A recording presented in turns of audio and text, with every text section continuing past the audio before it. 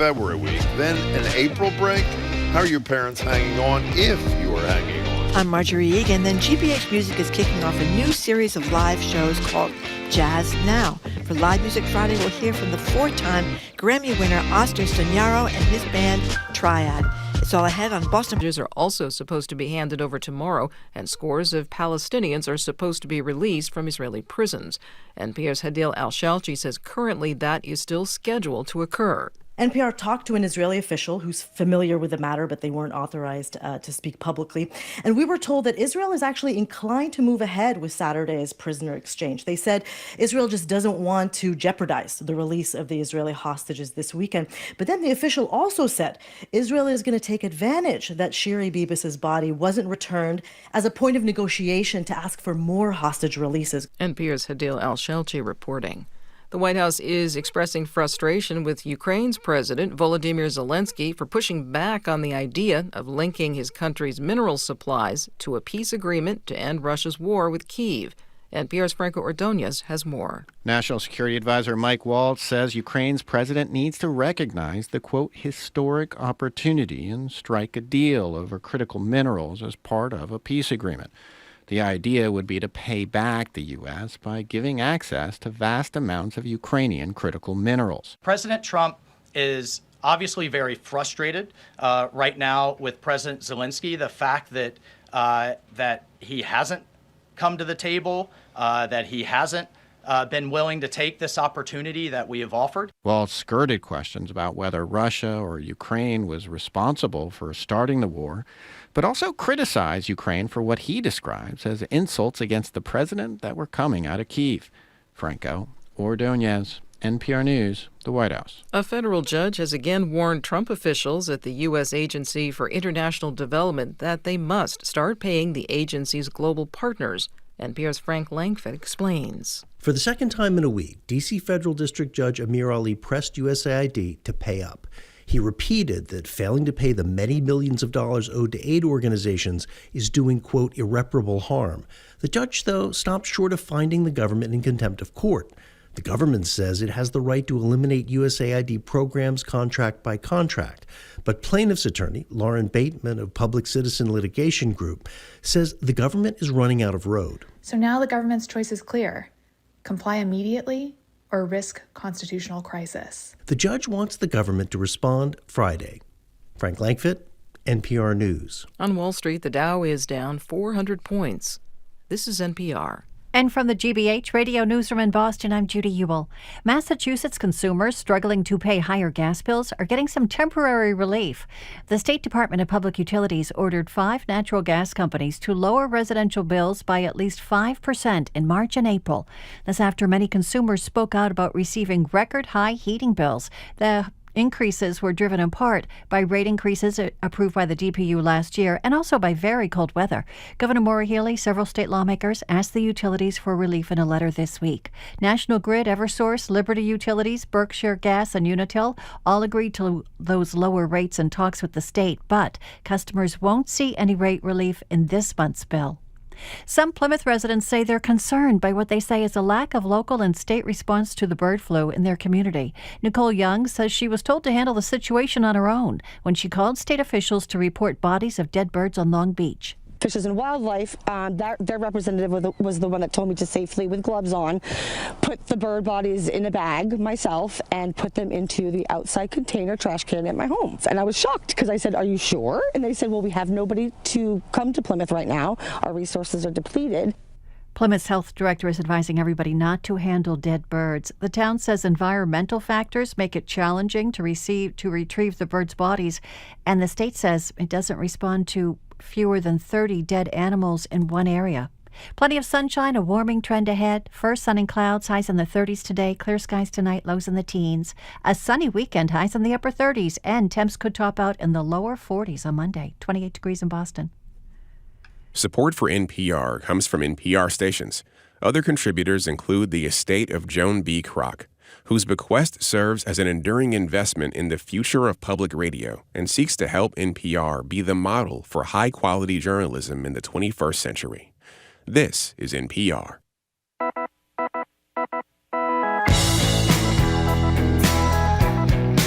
He is Jim Browdy. I am Marjorie Egan. You're listening to Boston Public Radio. Thank you. 89.7 GBH. We are broadcasting live from the Boston Public Library, where you can hear those people clapping. It makes me feel very nice. And we are streaming at youtube.com/GBH News. I want to mention that on Monday, we're talking with Anand Giridharadas. He's this great political commentator and founder of The Ink, who's talking about how we should resist what's going on in Washington, D.C., as well as our food policy analyst, Corby Kummer, and much more. We're going to hear some great jazz music in about a half hour right here at the Boston Public Library. Hello, Jim. From some legendary musicians. Legendary, that's right. Legendary. First, though, today marks the end of February vacation week for parents and students in Massachusetts and the start of February vacation week up across the border in sidewalk-less New Hampshire, where Marjorie told, I don't know if it's true, Marjorie told me this morning, most of the kids learn reading and writing in parking lots outside wine and liquor outlets. I don't know if that's said such a thing. No, actually, you did say that thing I did? this morning. Okay. Now, remember, this comes after 2 weeks of Christmas vacation,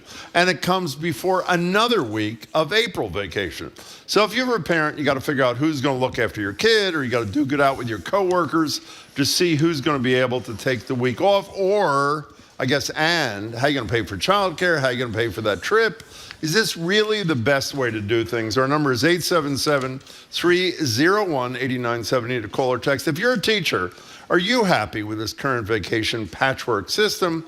Or would you rather just have 1 week in March when there's a chance some of the ice actually is thawed? And if you're a kid listening in, we'd love to hear from you. What does February break do for you? And does hearing us, meaning Marjorie and me, complain about it, make you want to see Trump finally pull the plug on NPR? Our number's 877-301-8970 is the number. Now, by the way, I would like you to participate in this discussion, not as somebody who can't stand the teachers union, but as somebody who's just looking. We've been reading about them in the paper today. Oh, my God. I won't bring it up. That isn't the topic. That isn't the topic. That is the issue is, does it make sense to have 2 weeks off at Christmas? No. Then a week off in February? No. Then a week off in April? No. Well, can you explain why, please? Let me tell you something. This is so elitist. I mean, 14 weeks, schools are closed, right? Yeah. How much vacation do most Americans get? Oh, here we go. They get 2 weeks. Yeah, okay, fine.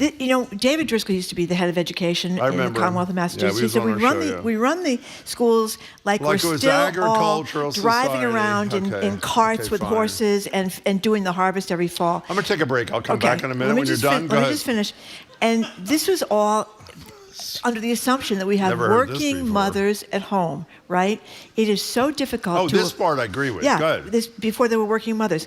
You know, this woman writes this piece, I couldn't believe this, talking about how, we should keep these vacations because, she understands it's not for everyone. This is in the Globe. It was a dueling op-eds a few years ago about whether or not we have too much spring vacation. She realizes she's coming from a position of privilege. Is she ever? But she talks about how nice it is during February and April vacation to step away and regroup and get that much needed time to relax. I don't worry about learning loss. Mm-hmm. I don't worry about the fact that third graders can't read in the Commonwealth of Massachusetts. Mm-hmm. I don't worry about what's happened since the pandemic.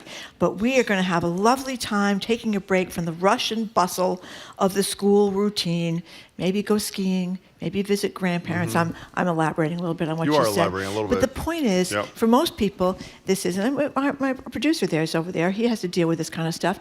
It's what are you going to do with your children over vacation? It's very difficult. He's not your producer. He's the producer of the show. He's producer of the show. Not your He's staff. part of my staff. staff. It's not your producer. Yeah. And it's not your staff. I'm not the one that asked him to go get your coffee and that kind of stuff. By the way, like yes, I want to apologize on air. People don't know this. I don't know what got into me. We're meeting after the show. Yeah. And I actually had to microwave something. The microwave is like 10 feet from where I sit. That's right. And I don't know what got it. I literally asked Jamie to put the food in the microwave and bring it.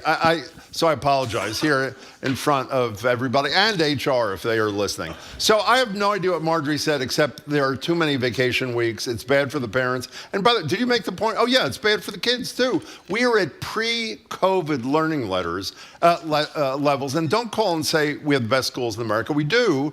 But the fact is the kids, according to a story in the Globe a few weeks ago. I don't think we have the best schools in America. Marjorie. We have the smartest and richest parents in America. That's what we have. Do we have the best test scores for any schools in America? Yes or no? Because we have the smartest and richest parents. Do we have the best test scores in any school in America? Why is that, Jim? Because of the Mass Teachers Association, that's why. 877-301-8970. If we get at this, it is ridiculous. Even I happen to agree with you. Oh, my God. No, but not on the why. I agree on the bottom line. It is ridiculous to have kids out of school 2 weeks and parents have to figure out what to do with them during Christmas. And then like a month and a half later, whatever it is, No kidding. it's February vacation. And then February vacation is over. And almost as soon as it's over, it's April vacation. It's ridiculous. And what do you do if you are a single mother or even a couple together that doesn't have a lot of money? You're screwed. And you know what else? No. Your kids, but when I was younger, I was not rolling in dough. You weren't. I mean, I had to send my kids to the cheap, after-school program where they were like little pariahs. Everybody else was going to because I live in Brookline. Everybody else is going to Costa Rica. They're going skiing, and my poor little kids are hanging out with the custodian at their grammar school. You know what I did with my kids when they were little? What? What was the name of that Japanese show where they send out the 3-year-old and they just walk around the street? Old Enough. Yeah. Have anybody seen that show where the little kids are like this tall? They just send them off to the supermarket to get a pack of cigarettes. 877-301-8970. We need more school, not less. I actually am a believer, as I think are you, that there should be summer school too. Should probably be 11-month school thing. We used to be first in the world. Yeah, now we're first like in the about country. 17th. Well, we're first in the country. Because we have the smartest parents this and was the a richest bad parents. choice of topics, it was a very actually. bad choice. But Big we'll shut mistake. up now and let people call in. 877-301-8970. What do you think about this? By the way, before we get back to the calls, we're going to get to them in a second. An anonymous texter is defending New Hampshire lacking sidewalks. The texter says, I'll give up my sidewalk in a nanosecond for no income tax, no sales tax, lower housing costs, etc. And by the way, he sent that, and thank you for that, from the wine and liquor outlet on 93 North. Thank you. Jennifer in Medford, you are first on Boston Public Radio. Welcome to the show, Jennifer. Hi. Hi, how are you? We're excellent. Thank you. So I'm a public school teacher. Great. And, given the fact that January this year lasted about 12 years, I think I speak for every single one of us to say that it was very much needed.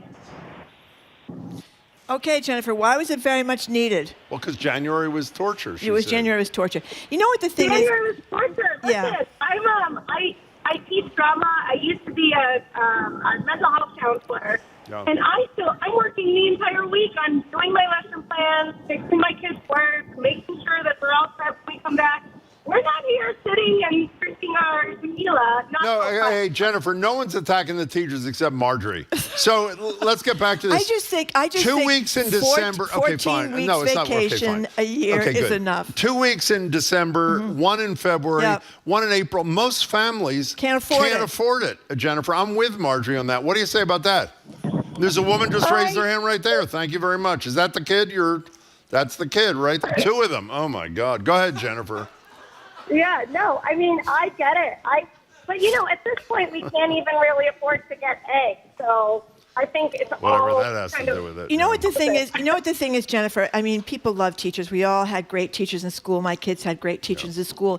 But it's hard to listen to you talking about working on your lesson plan when you do have this much vacation. Nobody gets this kind of time off. You know what I mean? It's a pretty hard job, Marjorie. It's a very hard. You're a teacher. You're a shrink. You're a counselor. Yes. You're a teacher. And people you're a whatever. who wait tables have very hard jobs. Yeah. And the people that are over there at the Newsfeed Cafe have had very hard jobs. And people that do construction have very hard jobs. They're not in charge of our kids for a greater part of the day than we are in charge of our kids. Daycare workers. Jennifer, I'm with you. Thank you for the call. Appreciate it. You want to give the daycare workers I want to give them a lot more money. Who get next to no money, are they getting 14 weeks Hear off what a Linda year? Mason and Roger Brown said the other day? They treat them much better at their place. They do. But, I mean, if you're worried about the kids, the important kids are 3 and under. I'm worried about the kids. Should they be off 14 weeks of the year? Thank you.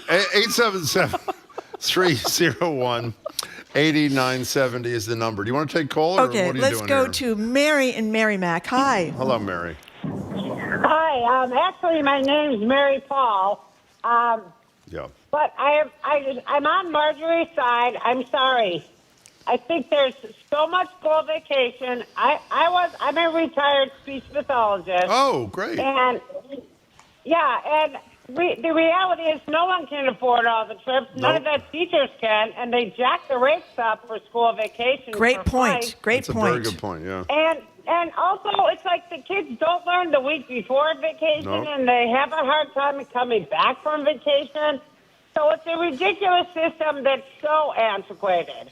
Well, yeah, that's essentially parenting Marjorie. Thank you, Mary, for your call. Marjorie really appreciates it, too. We're also forgetting all those holidays, Jim. Veterans Day, Thanksgiving Day, the winter holidays. They're all those professional days and service days. They're always happening about once a month. There's a service day, professional day. Monday, then there's Bunker Hill Day. Monday, where news actually happens. There's a host of this show who is not me, who said we should take the day off. That's right. And we did because you were so insistent. What about that? I think we should have 3-day weekends like lots should. of other people do. Okay. I want to join the teachers on that one. I like the 3-day weekends. But anyway, let's get back to the calls. 877-301-8970. Someone's commenting on the fact that we work 3 hours a day. Annual for working 3 hours a day. Bill from Scituate. No, but I want to say, Bill, we you? prepare for at least 10 minutes for the show. So it's like 3 hours and 10 minutes. We do. That's right. We just show up here. Now, here's another one. Anonymous. Texting on behalf of our 7-year-old. There's a 7-year-old who's listening. Well, those little kids are sort of listening. They listening? They're not really. No, it was sort of. Too many breaks. This is a 7-year-old. Too many breaks, too packed together. I'd like fewer ones, more spread out. Good for you, little 7-year-old. Out of the mouths of babes. There you go. The wisdom of a child. Nicole in the car. What do you think, Nicole? Hi, Nicole. Hi. So I am a public school teacher. Great. And I teach students with complex disabilities. So we know that finding childcare for those kiddos in particular is a super challenge. Wonderful point. So I'm absolutely with, I think that the use of the vacations, the way it's spread out, is done really poorly, and that the school year vacations are probably a bit too long. And at the same time, I think when we're talking about the child care piece and sort of, Marjorie, some of your arguments around like, will we pay child care providers, daycare workers more, those are separate from whether or not there's too much vacation. Because as a public school teacher, I'm advocating for other child care providers to be paid appropriately and to get the things they need. But that should not impact whether or not I get a certain benefit or the structure of my job. It's not my fault that child care is expensive and it's disgusting. So let's also fix that. Because just getting rid of vacations isn't going to solve that problem. Nicole, that was a fabulous call. No, it's not your fault, Nicole. Fabulous Believe call. me, if I were a teacher, I would be enjoying every day of my 14-week vacation. But I just think you enjoyed President's Day off, didn't you? I had a blast on President's Day. I just went wild on that extra President's Day. I had to fight for that for 15 years, Jim. You know what to I get did on President's Day? What did you do? I went to the studio and just sat there. So I felt I owed that to the audience. I didn't do anything. Just sat in the studio for 11 hours. Listen to this. You know how you always talk about our state legislator and their five-month vacation? You know why I talk about it? Because they have a 5-month vacation. Well, here's an anonymous texter, and it's indeed a brilliant point, as Jamie points out. Could the Massachusetts legislature time their sessions so they can watch the kids? How about that? How about that? Brilliant. We'll ship Call them your all legislator. to Listen Beacon to Hill. this. That's right. As soon as we audit the legislature, we can ship all those adorable little kids up there to Beacon Hill. Speaking of audit the legislature, when is Diana DiZoglio, the auditor? Wednesday of next week? She's not only coming next Wednesday, she's been on the show a lot to talk about her ballot question and whether the legislature is going to allow her to actually implement what 72% of the public voted for. But she's going to take questions and calls for the first time from listeners. So that's next Wednesday, Diana DiZoglio. Where do you want to go, Marjorie? Let's go to an anonymous texter. I think she's criticizing something you said, Jim. Okay, go ahead. I do not appreciate, this is not Marjorie's comment, but it's Jim's comment, but the children learning to read in front of a liquor store. That was Marjorie's comment. As a parent and grandparent of a family in New Hampshire with 2 well-rounded, kind children. What were you talking about? Can I just tell you something? This anonymous texter, no, not only did Marjorie say that during our preparation this morning, she said in the vodka aisle is what she said. They learned math in the vodka aisle, and I think it was the whiskey aisle for the other thing. Marla in Leominster, thank you for calling. Hello, Marla. Marla, say something. Hi. Oh, that's something. I just dropped my phone. I'm sorry, I just dropped my phone. Okay, you picked it up. Can you hear me? Oh, well, if you said, "Can I hear you?" Yes. Okay. Good. Yeah. Okay. I'm a retired teacher. Yeah. Actually, a retired music teacher. Great. Which, quite interesting. Music in 10 minutes, by the way, so stick around. But go ahead. Anyhow, I don't think it's the greatest idea. What is? to have all these vacations because it seems like we just get the kids on track for learning, and they're gone again. And we get them back, and they're gone again. Totally. That's a great point. And a lot of educators talk about the fact that learning loss is huge over the summertime. I mean, we are longer than most every other country. I mean, the Europeans don't have vacations like this. It's unique to us here. Marla, thanks for picking up your phone, and thank you for calling. We got to take a break, Marla. Okay, we have to take a break. We are talking about parenting during the Christmas vacation, which usually is 10 days or so, then the February vacation, which is another week, and then the April vacation, which is another week, not to mention all those professional days when the schools close at noontime. You got to figure out what you're going to do You know what then, they do too. on professional days? Go to the beach. Only kidding. Only kidding. Okay, our number is 877-301-8970. We're going to keep talking about this after a quick break. You're listening to Boston Public Radio, 89.7 GBH, live from the Boston Public Library and streaming at youtube.com/GBH News.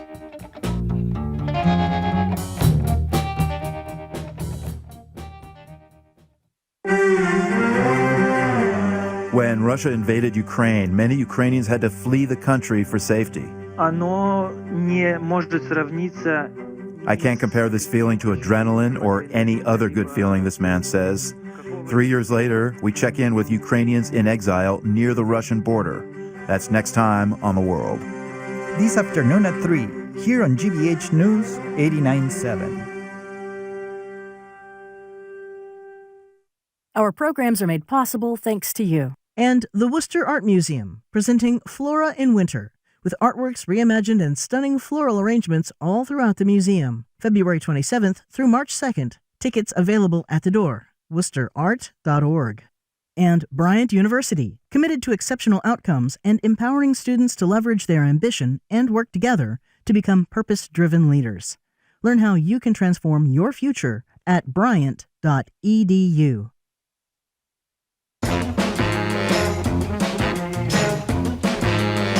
Welcome back to Boston Public Radio. Mark Regan, Jim Browdy, thank you all. Live at the library, streaming youtube.com/GBH News. About 12 minutes away from some fabulous jazz. And now, if you're tuning in, we're talking about school vacation week, which ends today in Massachusetts, begins in New Hampshire at the end of school today.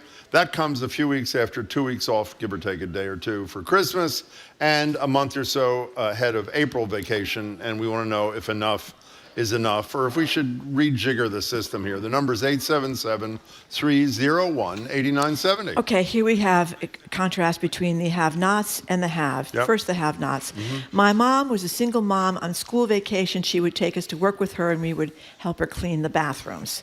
Then we have the haves.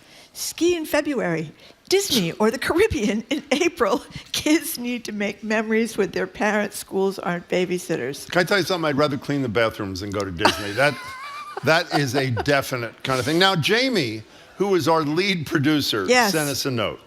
My kid said, is this true, by the way? He says it's true. My kid said to me, how old is your kid? 5. My kid said to me this morning, oh no, this is the third day in a row I have to go to grandma's. Enough. Exactly. That's pretty good. Exactly. That's what you do. You have to ship the kids out. You can hope you can have family around, or you have friends. You can do something. There are more kids here. I mean, there are a handful of kids here. It's not just that one mother we saw a minute ago. Hi there back there. How are you enjoying this? Horrible, right? How are you enjoying this?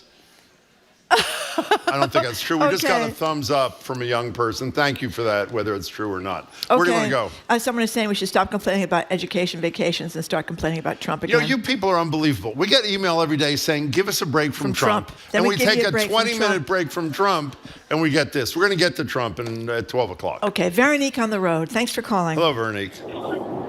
Hi. Thanks for taking my call. Thank you.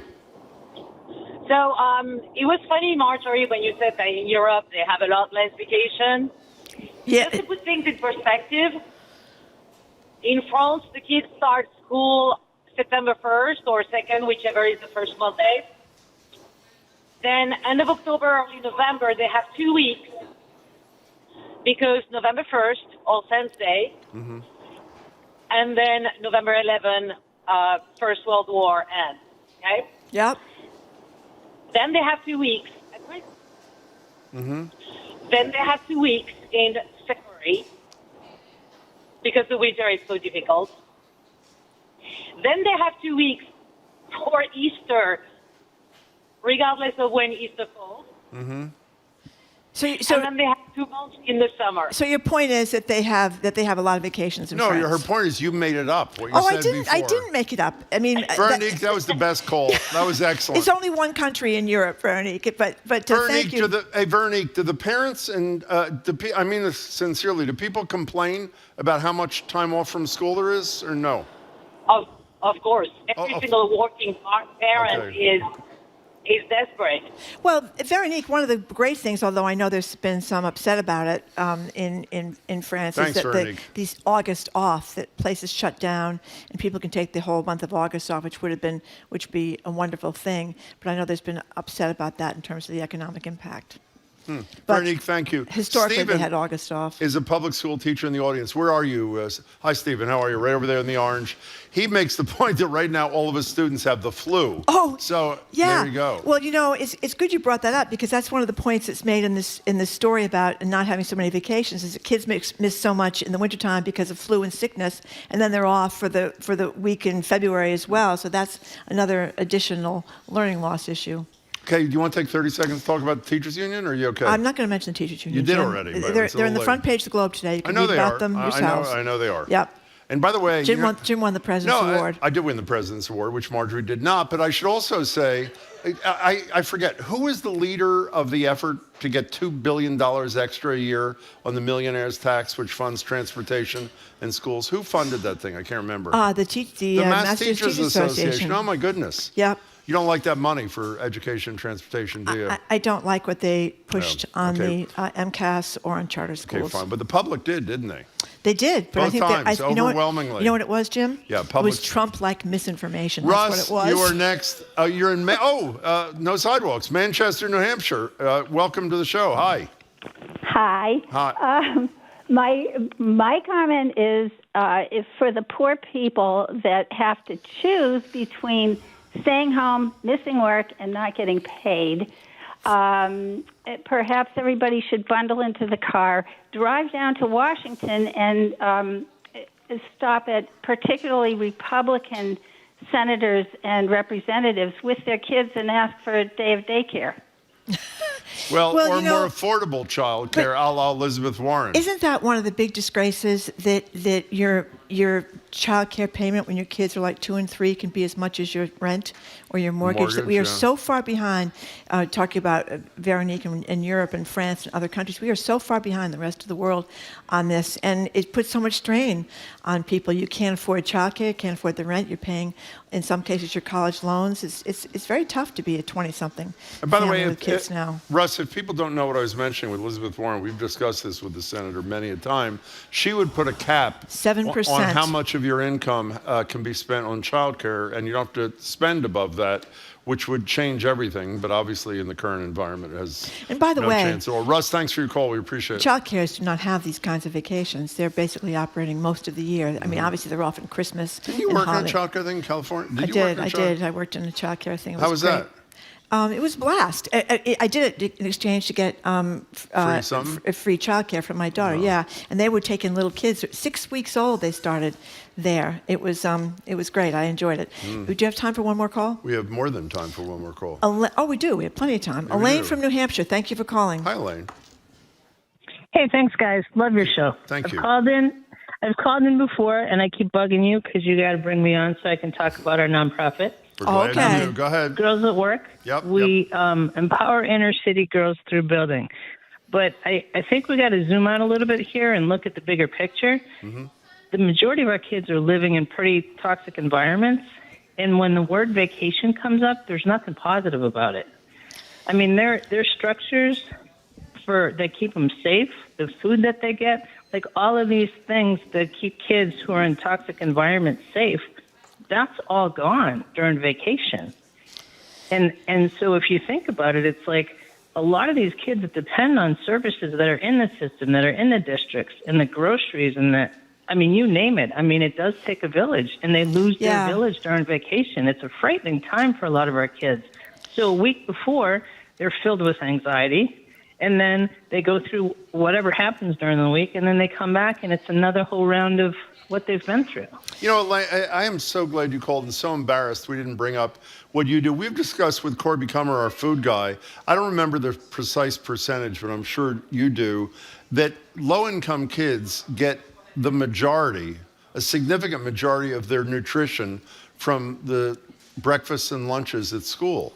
And you're right, if they don't continue, or at least they can't get to them, that in and of itself obviously is a huge gap. Elaine, as always, thank you for reminding us of things that matter. I really appreciate your call. Well, also, I mean, let's hope most kids are not living in toxic environments, but a lot of children are living with parents who have to go to work or they don't get paid. I was an only child with a single mother, and a mom worked 3 jobs. She did. She didn't have the money to. I essentially stayed home and watched television. I did. Yeah. Well, I mean. And ate, as we know. I did eat. I mean, some people can do that. You know what would be a real help? If the schools had some kind of really cheap childcare during the weeks of vacation. If you could get into February week or April week and with something that was reasonable and you could afford, that would make a big difference. Well, you know, it reminds me of we both quote this all the time. We always ascribe it to, I hope we're right, to Barney Frank, who was talking about a lot of the anti-abortion people believe that life begins at conception and ends at birth. I mean, this country, the way we treat families and kids, and as you say, what did you used to write in your column all the time? The refuge of scoundrels is I'm doing it for the children. Oh, yeah, that's right. They're not doing crap for the children. But, Jim, life does not begin at conception anymore. We're done with that because that's right. Remember when IVF, when there was some threat to IVF, suddenly we all decided that's out the window. 50 years of life begins at conception. That's gone now. It doesn't begin at conception. I guess it does change with the political winds. Anyway, we are... Patton Hall. Patton Hall. We are. Hi, Patton Hall. Hi. Hi, you sound surprised. You know that you called us, right? I know, but I can hear you on my phone. Never mind. Whatever. Anyways, I love you guys. Thank you. But I really have to talk about, this is not a teacher issue. This is a system issue.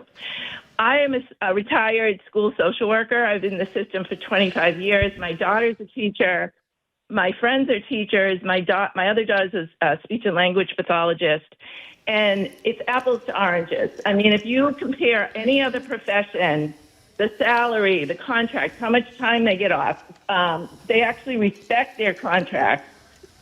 They get bonuses. They get merit pay. None of that happens. And the expectation on teachers is to be, in the schools, provide food, emotional support, behavioral support, educate, socialization, support parents. And, and the burden of daycare, why would that be on the teachers?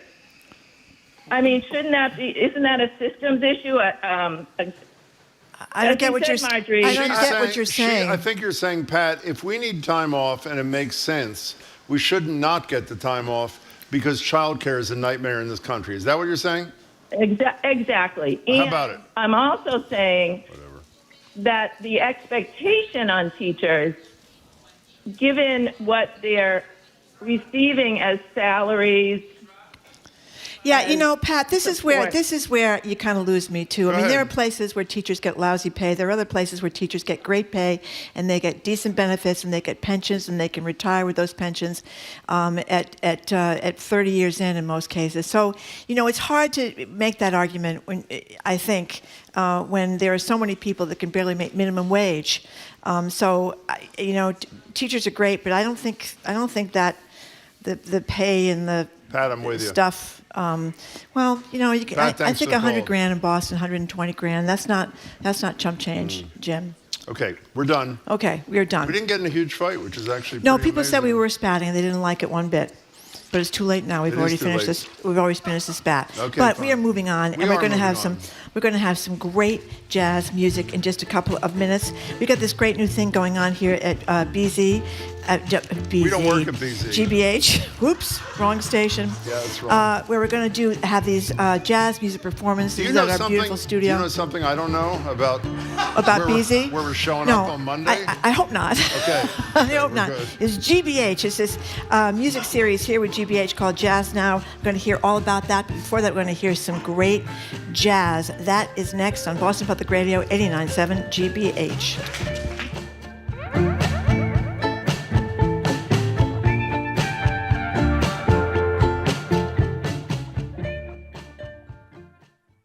I'm Jared Bowen. Coming up on The Culture Show, the resistance begins. Hundreds of artists protest the National Endowment for the Arts, signing a letter asking the NEA to reconsider DEI rollbacks implemented as a result of Trump mandates. Plus, all Sheryl Crow wants to do is have some funds to give to NPR so she sells her Tesla. And do you want a side of AI with your fries? Wendy's drive-thru goes high-tech with artificial intelligence assistants taking our orders. That and more today at 2 on our Arts and Culture Week in Review on 89.7 GBH. Support for GBH comes from you. And Boston Children's Museum, featuring Daniel Tiger's Neighborhood, a horrific exhibit opened during February school vacation week. Daniel and friends help young children navigate their world. Tickets at bostonchildrensmuseum.org/Daniel Tiger. And Chevalier Theater. Pianist David Foster and trumpeter Chris Bodie are performing together and featuring vocalist Catherine McPhee at the Chevalier Theater Sunday, June 15th. Tickets and information are available at chevaliertheater.com.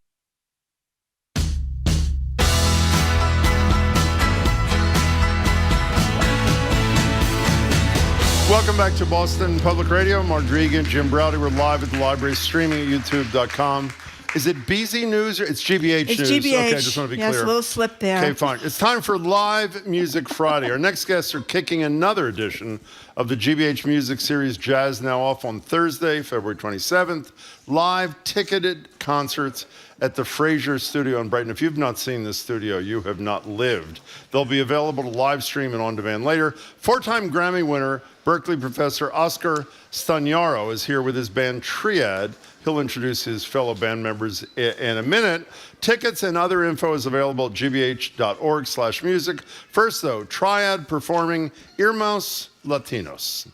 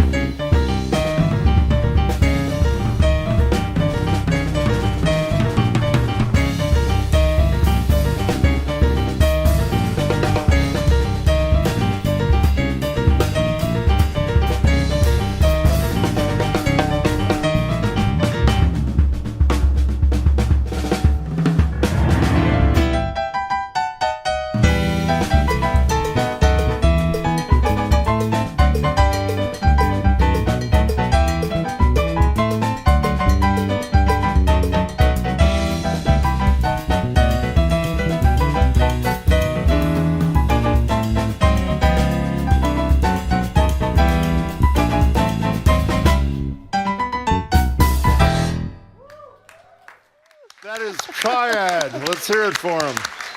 Oscar's going to join us here at the interview desk. Already at the interview desk, the president of JazzBoston's board of directors, Ken Field. Ken, it's great to see you again. Thanks for being here. Great to see you, too. And GBH Music GM Sam Brewer. Hey there, Sam. Great to and be here. Oscar joins us now. That was fabulous, Yeah. Oscar. Thank you. Could you interview your band? Could you introduce your bandmates and tell us a second or two about each of them? Yeah, Mark is the fifth. I'm the root, and then this guy is the third, Maxime. So we have Mark Walker on drums from Chicago. He's been my partner since 1991, 92. We played with Paquito de Rivera for a long time. So I think we know each other. And then Maxime also is an excellent pianist from Ukraine. We know. Yeah. And then, so we've been trying this project for a while, and then we didn't find a name. So somehow it came out TRIAD. Well, it's beautiful, and it was beautiful. Welcome. So, Sam Brewer, tell us what's going on with the GBH, this get-together between you and all this jazz music. Absolutely. So jazz has been a big part of GBH for decades, right? And you, right here on 89.7 every Friday, Saturday, and Sunday at 9, live hosted jazz. So we said, let's blow it out and make more audience touch points. So we have 3 things going on. We have every second Thursday of every month, we have a live series right here in the studio with just loose, hour-long sets, jazz musicians locally together with JazzBoston and funded by the Goldstein Family Fund. We also have a limited TV series that's wrapping up this Saturday. It happened for the month of February. And then we're taping new shows. So those shows are going to kick off next week with TRIAD. Yeah, and people can get tickets. We'll tell you how to get the tickets. They can go watch them in our absolutely gorgeous studio where we have perfect acoustics and all that. Fraser Performance Studio is the gem of the production spaces at GBH. It's this, there's 4 Grammy award-winning albums have been recorded there. It's just an amazing space to go. And I think the key part of it is there's this intimacy between the artists and the audiences. There's only about 80, 100 people who have room to be in these shows, and they come in and they get to hear from the musicians directly about what it's like to they share their art, basically. And in the words, we've only quoted this 1,000 times, of the late, great Brian O'Donovan, live music is where it is at. So Ken Field, you're like Zelig. You have been here about 300 times. One day it's Honk Fest, another time you're playing a saxophone, another time you're doing... What are you here today? You're part of this partnership. Tell us about it. Yeah, well, I've been pleased to lead JazzBoston for about 5 years now. And we're a organization that advocates for the jazz community in Boston area. We advocate for the musicians, for the audiences, for the venues, for the media. And we're, as part of that, one of the biggest things we're doing is collaborating with GBH. We're collaborating on these 2 series that Sam mentioned. And what I think is really huge about what we're doing with GBH, I have 3 words: share, support, and celebrate.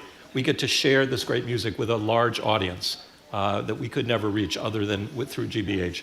We get to support local musicians, local jazz musicians, by giving them opportunities to perform. And we celebrate this amazing music that is important music. It was formed in America, formed out of the African American community, and it focuses on improvisation, spontaneous Okay, the guy creation. to your right is huge. Is legendary, huge. You ever played with him? I have played with him. He didn't think you'd remember. Let's see if you do. When did you play with him? Oh, it was a few minutes ago. It was a few years ago. We played a couple of gigs, I think, together. Was he any good, Oscar, or no? Yeah, I remember that. Yeah. Oscar was a legend then, so and more so now. I'm thrilled that Oscar and his group are doing this. So are we. Either Oscar or Ken, I was going to ask either one of you, or maybe Oscar, how does Boston rank in the jazz world? I mean, are we good, not so good? No, I believe that we're right there. We are. Yeah, we are a small city, but the talent here is huge. You have great music schools. And a lot of the guys that go, or a lot of the musicians go to LA or New York are coming from Boston. So what is the big jazz place? Is it New York? I don't think so anymore. I mean, it all depends where the jazz festivals are, which are, There's a lot of jazz going on in New York, of course, and other cities. I think Boston, there's one issue in Boston, and that's venues. And the issue is real estate costs. And it's very hard to make money with a venue. And the people who are sustaining venues for jazz in the Boston area are doing it because they love that music, and for good reason. The answer is about the big venue. It was supposed to be GBH. You blew that. It's not sorry. New York. I want to get back to Oscar. Sorry, but what are the big venues besides, of course, GBH?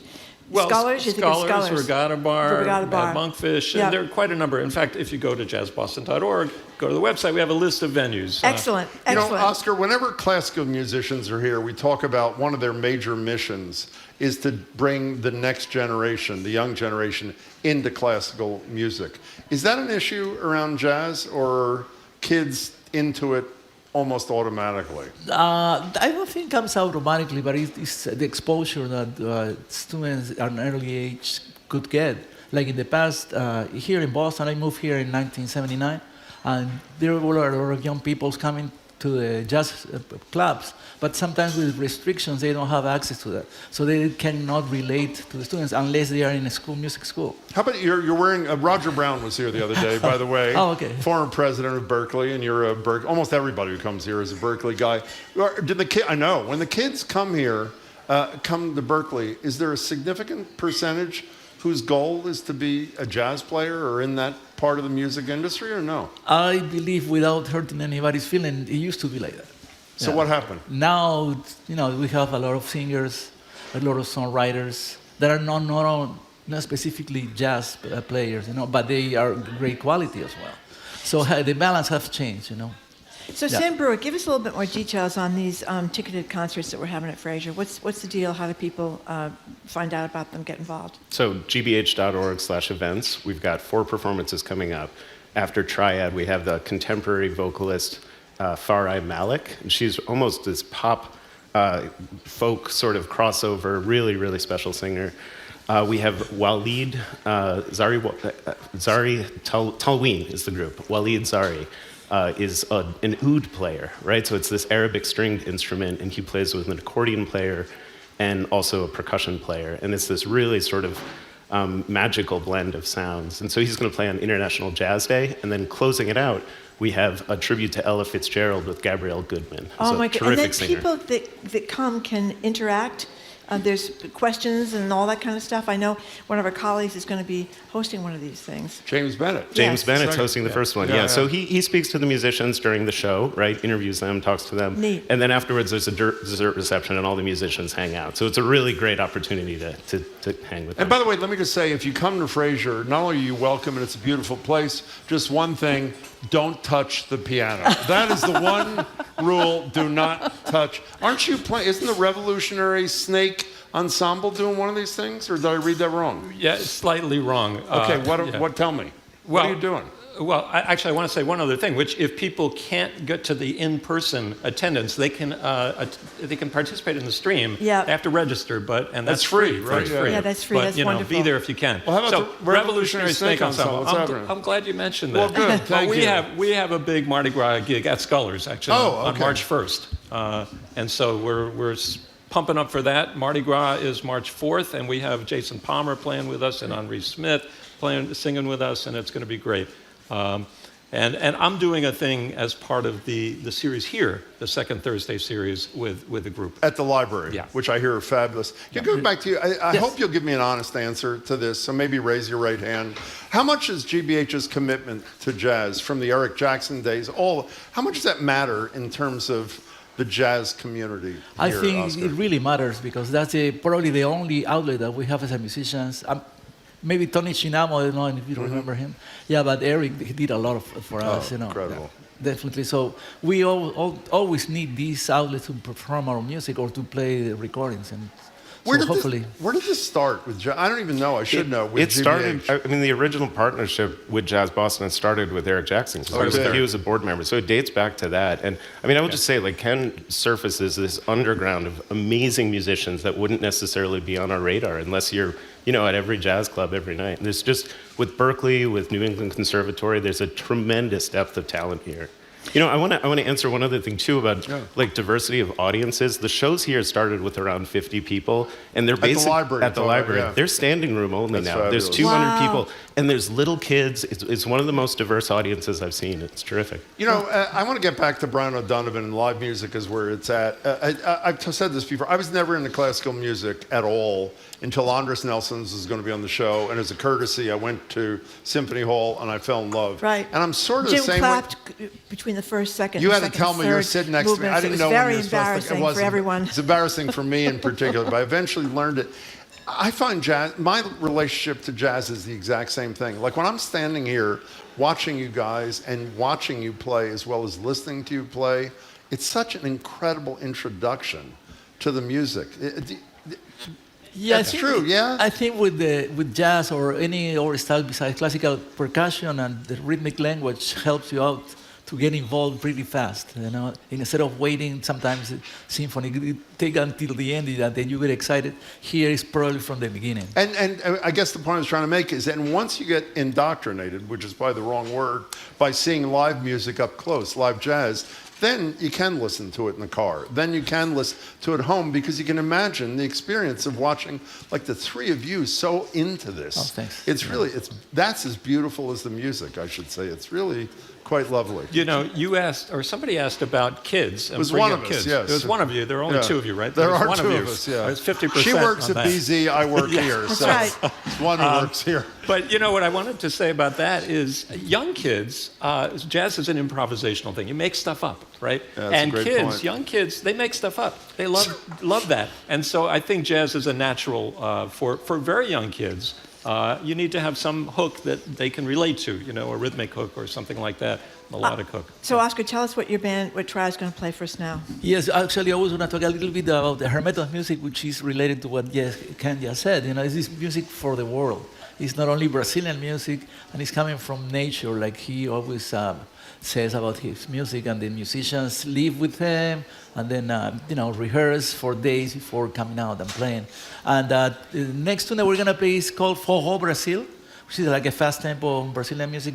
If you wanna dance, you feel free, please. Yeah. Okay. You're from Peru, Yes. Same jazz history as Brazil or no?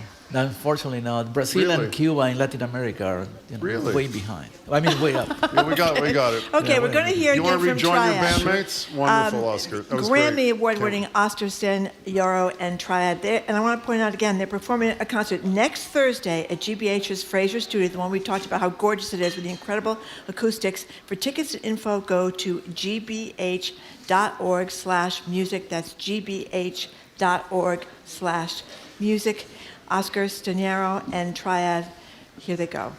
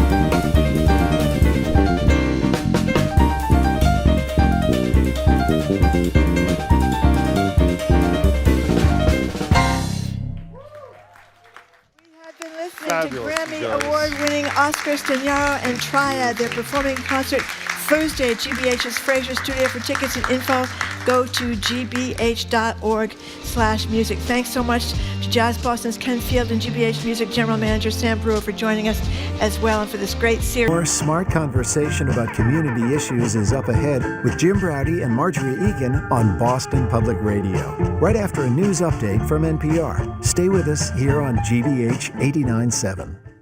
Funding for our programs comes from you. And the Skating Club. Dependence may be holding them back from human companionship, whether people really can change, and why Ozempic-style drugs work.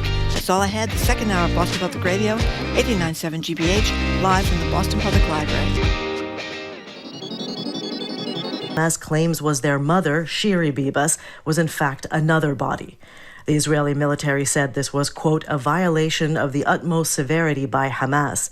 6 live Israeli hostages are expected to be exchanged for 6. Showing improvement. The Vatican says he is alert and is out of bed, but as NPR's Corva Coleman reports, this prolonged complex human role. Francis had confirmed that shortly after being elected pontiff, he wrote a resignation letter in case medical problems should prevent him from being able to carry out his duties. But the Pope has also said in the past the idea that he might resign is a distant hypothesis. He's known for keeping a nonstop schedule. Even from the hospital, the Vatican says he's continued to fulfill some of his work duties. Corva Coleman. Of existing home prices fell nearly 5% in January compared to the previous month. The average sales price was just under $397,000. High prices and high mortgage rates have been a drag on the housing market. Freddie Mac says the average rate on a 30-year fixed mortgage is now 6.85%. Mortgage rates have barely budged in the last month. Meanwhile, the number of... That's Kristen Wright reporting. It's NPR. And from the GBH Radio Newsroom in Boston, I'm Judy Ewell. Massachusetts says gas bills have become unsustainable for some residents. These customers agree. Once we hit winter, you definitely notice them go up. My gas bill's like $700 a month this winter. It's been crazy. Very cold weather, supply costs, delivery charges all contributed to the spike in monthly bills. The DPU says the utilities can charge customers more this summer and next fall to get that money back. Stop and Shop employees picketed outside the grocery chain's distribution center in Freetown this morning ahead of a possible strike. Contract talks between Teamsters Local 25 and Stop and Shop broke down over the company's plans to close that center unless workers accept what the union says is a substandard health care plan. Protester Jason Lope says they're sending a message to management. We're just here to let them know that we're not going anywhere. We're not going to back down in this fight. We're not going to come to a contract agreement with this company without our union health care benefits included. And if we don't get what we need, we will shut this company down. Stop and Shop says it's disappointed that the union won't talk about proposals to keep the Freetown facility open. Plenty of sunshine and a warming trend. First sun and clouds, highs only in the 30s today. Clear skies tonight, lows in the teens. A sunny weekend, highs in the upper 30s. Temps could top out in the lower 40s on Monday. Right now it's 30 in Boston. For more original reporting, visit gbhnews.org. Support for NPR comes from NPR stations. Other contributors include Fisher Investments. Fisher is committed to helping clients stay on track to reach their financial goals and enjoy a comfortable retirement. FisherInvestments.com. Investing in securities involves the risk of loss.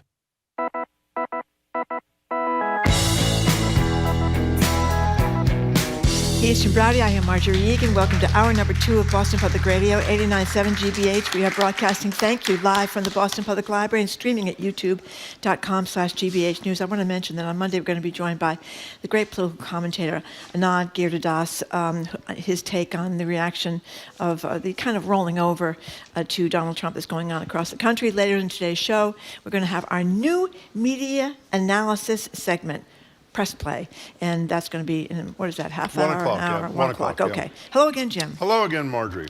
So for the latest iteration of On the Docket, we're joined now via Zoom from New York, maybe she's there filing another lawsuit against Donald Trump, by retired Federal Judge Nancy Gertner. Judge Gertner is a senior lecturer at Harvard Law School and a BPR contributor. Hello there, Judge. Hello. Hello. So, Judge Gertner, there's so many challenges to President Trump. It was hard to begin, but it seems like they're kind of all over the place in terms of whether they may get somewhere. What I think, and correct me if I'm wrong, the birthright challenge thing is going to be a hard thing for him to prevail on. But a lot of the other ones are mixed, may get somewhere. So, what do you think? What do I think about all of them? I mean, I think there were many. So there were about 50 cases that were filed. In many cases, the judge granted temporary restraining orders, which and that's really a measure of how far from lawful the things that Trump was doing was. In other words, if the law says you can't fire someone without going through civil service protections, and he fires them, it's not. You don't have to be an activist judge. You don't have to be a Republican or a Democrat. It's clear that that's wrong. Likewise with birthright citizenship. Likewise, with some of the freeze on funding, which clearly ran afoul of what Congress's authority was. So the distance between what's lawful and what he did was so clear that a temporary restraining order was not a surprise. There have been some cases that have failed because on standing, which means essentially that the plaintiff in the case did not have the kind of immediate injury necessary to bring it. There are some cases, not many, but again, most have succeeded, that have failed because the individual plaintiff couldn't show as described as irreparable harm. That's a function of emergency relief. In an emergency, in a temporary restraining order, you have to predict that you're likely to succeed on the merits of the case and you're going to suffer irreparable harm.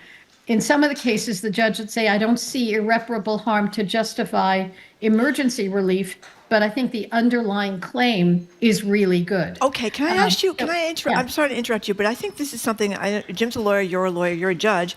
I'm not a lawyer, and I think a lot of people are very... I'm a former judge. Okay, you're former judge. I'm a former lawyer, so okay. go ahead. But I think a lot of people are very confused by this. If you supposedly have civil service protection, right, and you're saying that what that they've done is wrong and illegal, I think the average Joe and Jane might be wondering, then how come they lose their jobs if they supposedly have protections and it's wrong and illegal? And if they lose their jobs, which means they have no money very shortly, how is that not irreparable harm within weeks, if not days? Well, some of it is technical, and technical doesn't mean that it can't be explained to ordinary people. The question is whether you had to go, there's a civil service board, it's called the Merit Selection Board, where you go and you say, here's the reason why I was fired, and here's my challenge to it. And you could go to that board and say, reinstate me while the case is pending. So the people who are bringing cases in federal court before judges and not the Merit Selection Board administrative agency are trying to say to the court, this is not an individual issue. It's not, did I screw up? It is across the board challenge to whole swaths of employees and you, the federal court, should deal with that. We've never had to have this before. We've never seen this before. And so they're going to federal court to seek emergency relief rather than individuals going to these various administrative agencies seeking relief. But the people who are losing their jobs, that there's no question of irreparable harm when you get before the court. Sometimes it's a question of whether they're in the right place, a technical question of where they should have gone first. But for the most part, I believe, I'm not entirely sure, the challenges to the broad swath of firings have succeeded on an emergency basis. Okay. And that has been going on. Let me say something that actually was not is not a legal issue, but a political issue that Sherilyn Ifill raised in an interview that she gave. She's the former legal director of the NAACP Legal Defense and Education Fund. And she said, people are not identifying this, but the dismissal of huge swaths of civil service employees is hitting the black middle class of DC particularly hard. That's a great point. I mean, it's had impact beyond just was this legal to do, but also these are, as you said, these are jobs and mortgages and tuitions, and in particular a class that, the government was the place where, in fact, there was equal opportunity. Long before we had affirmative action or anything else, we had equal opportunity in the government. So it has consequences way beyond what the legal consequences are. Well, speaking of beyond legal, I don't know if people have read that Donald Trump said a day or two ago, but just with so much other stuff, we couldn't talk about it, that he wants to take over the governance of D.C. in addition to everything else. So, Judge Gertner, I read a very disturbing headline that I'd like to read to you. It was posted by National Public Radio. Nancy Gertner reacts to a recent court order against the Trump administration. Retired federal judge doesn't see much that courts can do to stop Trump's actions. Was that you? That's me, and that was a bonkers headline. Okay, so... That was a bonkers headline. Good. That is not... I mean, what I said, in the rest of the article... by the way, I think that this was an interview at 7 a.m, so I have to be excused. I think I have mentioned it to you on this show before that I'm not a morning person at all, and that my staff used to make sure that sentencings were on in late afternoon, which is when I was at my best, because anyone who I sentenced at 9 a.m. was gone. But what I said was, courts have a limited toolkit. Right? I mean, they have a toolkit, though. And so you can take the officials that appear before you.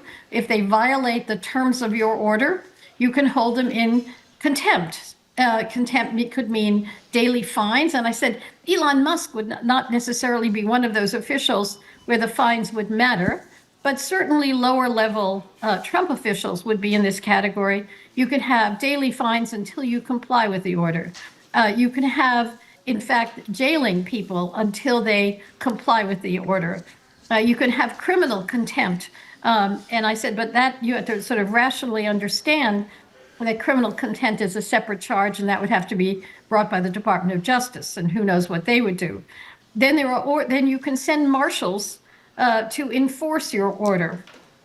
The marshals are serve the court, but are technically under the executive. And so arguably Pam Bondi, the new attorney general, could say, nope, I don't want the marshals to go and enforce this order. And I was going up the chain to the point at which everything failed. And the government officials simply refused to comply. Then we were at a constitutional crisis.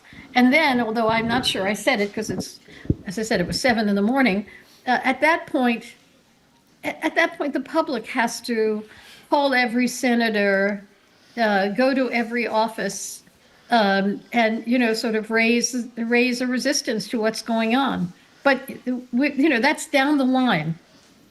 I didn't say the court was without the means to do this. It was just there's a way one could envision running out of tools. That was all. Well, can we talk about running out of tools? We've discussed with you, and there have been so many articles in every paper and discussion on every show. What happens when Trump refuses to comply with a court order? I would argue, and people who are far better lawyers than I used to be would argue that he already has in one particular case.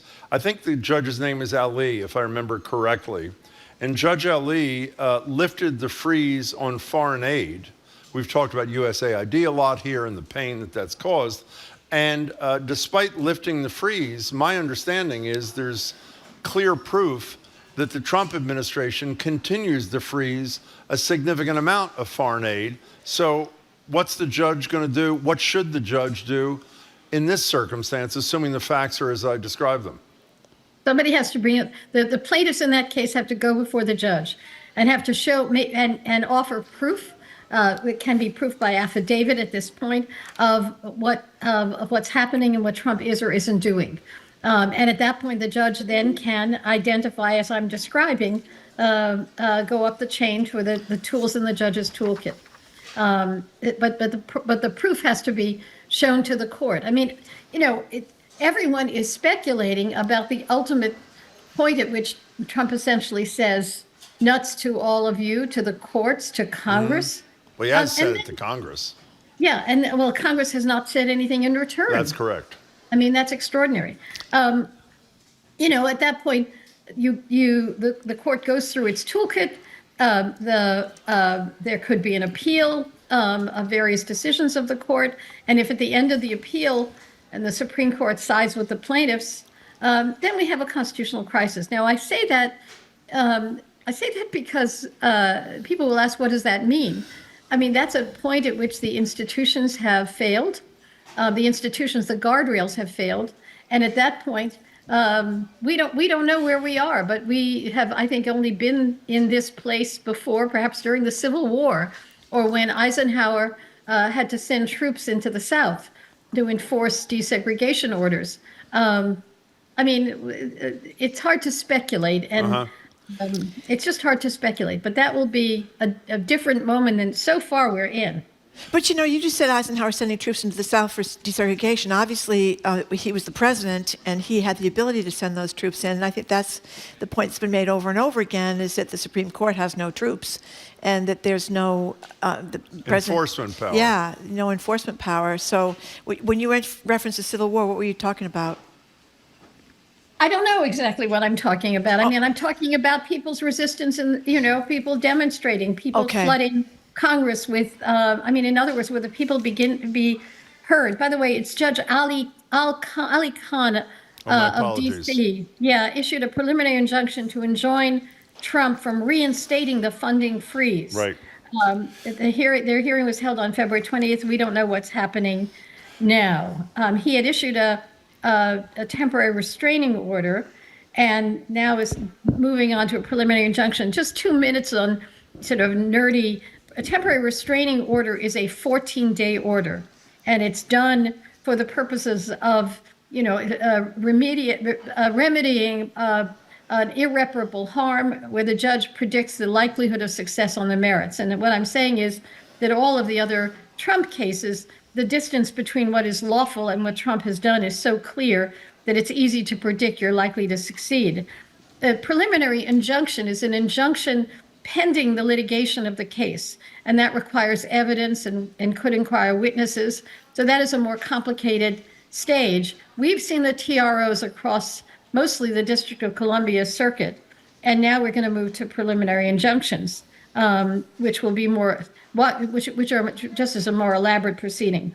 Well, by the way, Judge Shutkin, who was spectacular in the insurrection case in D.C. until there was no insurrection case, did not issue a temporary restraining order, which I don't understand either in terms of irreparable harm against DOGE. But let's put that aside.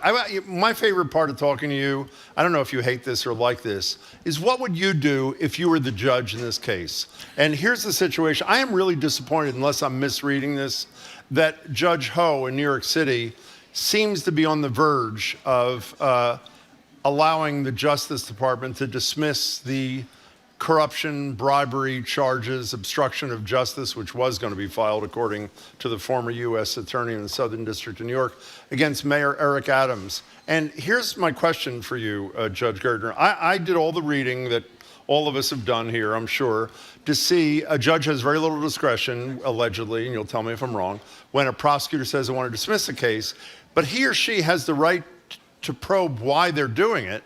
And Beauvais, Trump's former lawyer, who was the one who sent out the letter, dismissed these charges, which 7 people in the Justice Department refused to comply with, said that this isn't about the lack of legal merit.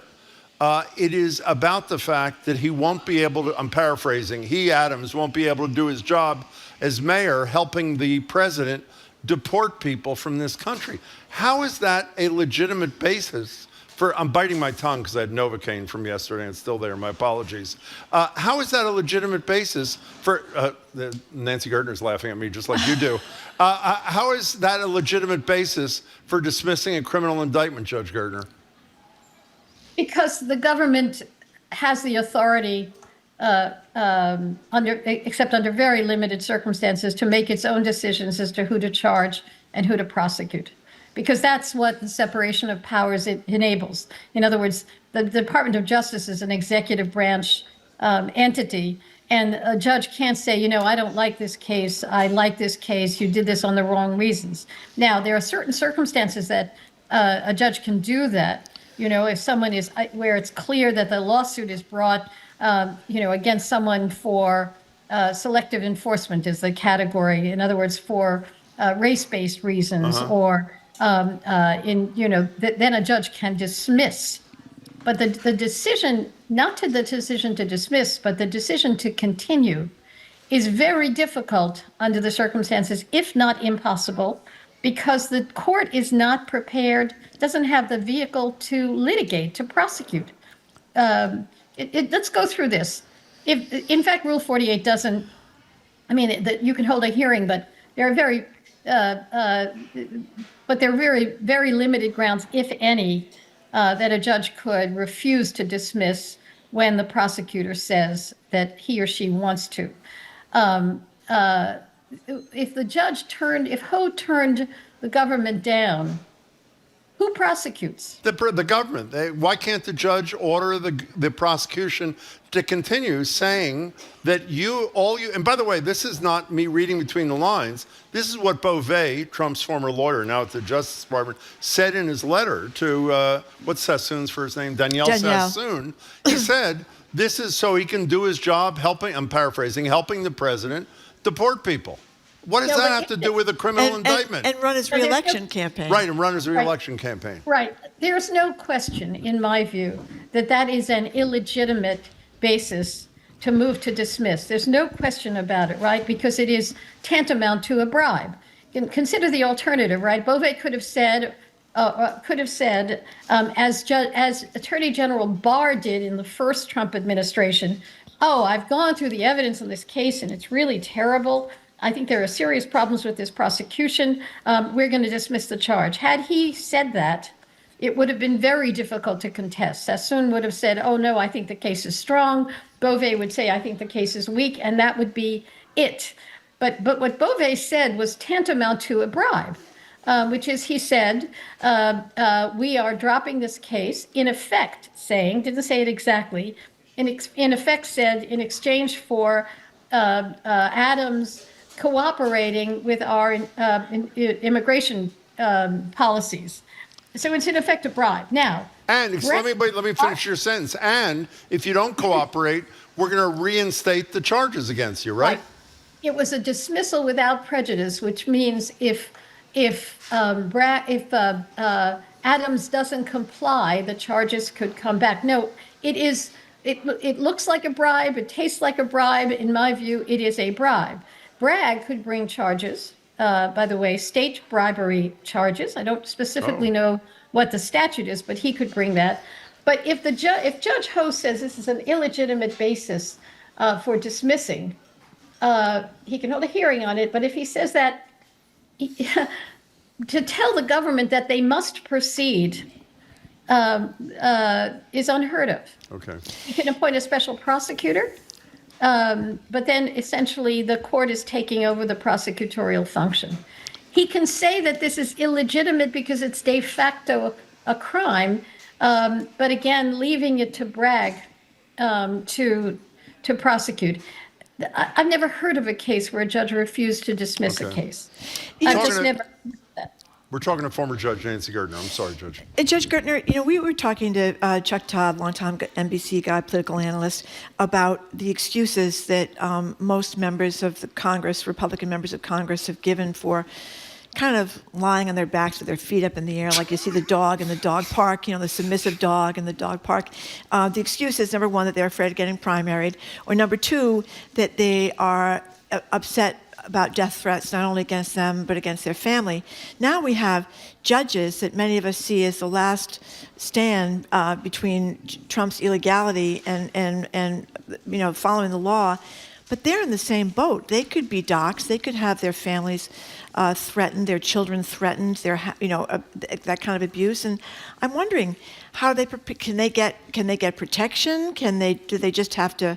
I mean, I worry that someone whose lives are threatened and children are threatened, you know what I mean, might be intimidated like these non-courageous members of Congress.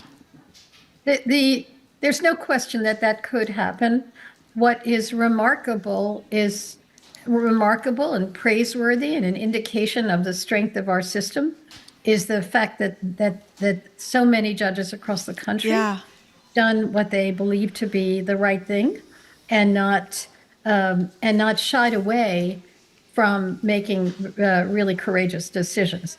The threats of impeachment against judges, there are now apparently articles of impeachment have been drafted with respect to Judge Engelmeyer of the DC District Court, and are threatened against a Rhode Island judge, Judge McConnell. Those are impeachment threats that are completely without substance. Recall, impeachment is for treason or high crimes and misdemeanor. Trump escaped that. I mean, it's for extraordinary impropriety of a judge.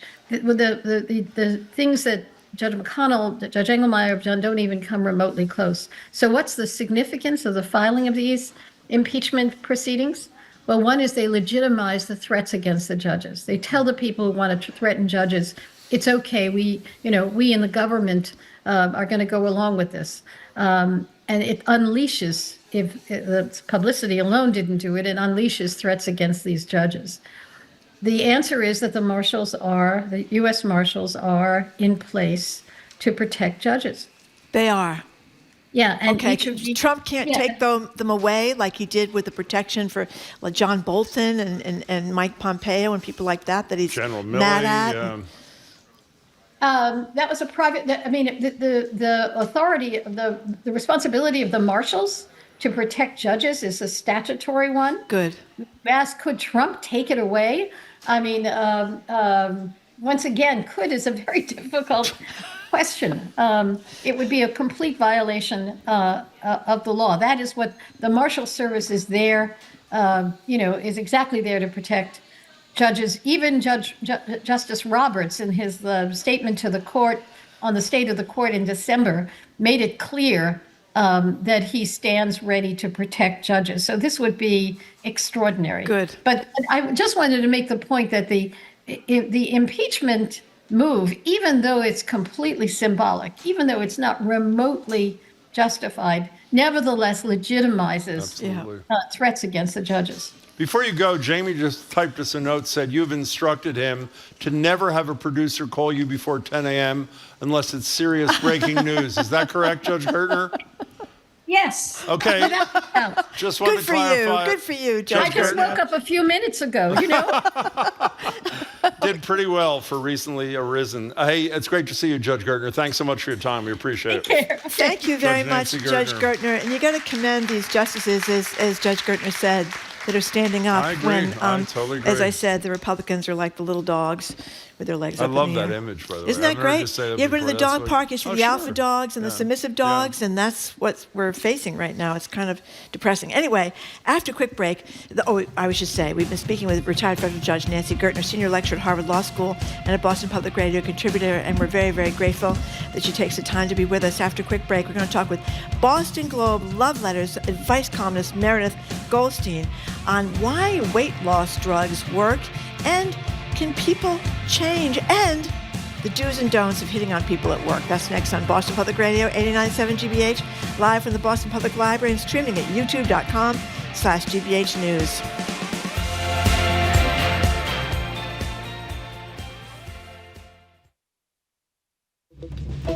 I'm Arun Roth. Coming up on GBH's All Things Considered, Massachusetts Congressman Stephen Lynch is leading a rally against the Trump administration's layoffs in the federal workforce.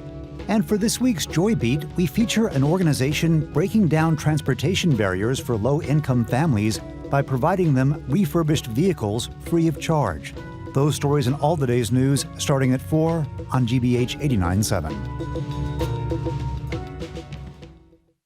Our programs are made possible thanks to you. And the law firm of Davis Malm, taking care of your business from startup to sale. Learn more at davismalm.com. Davis Malm, lean, agile, strategic.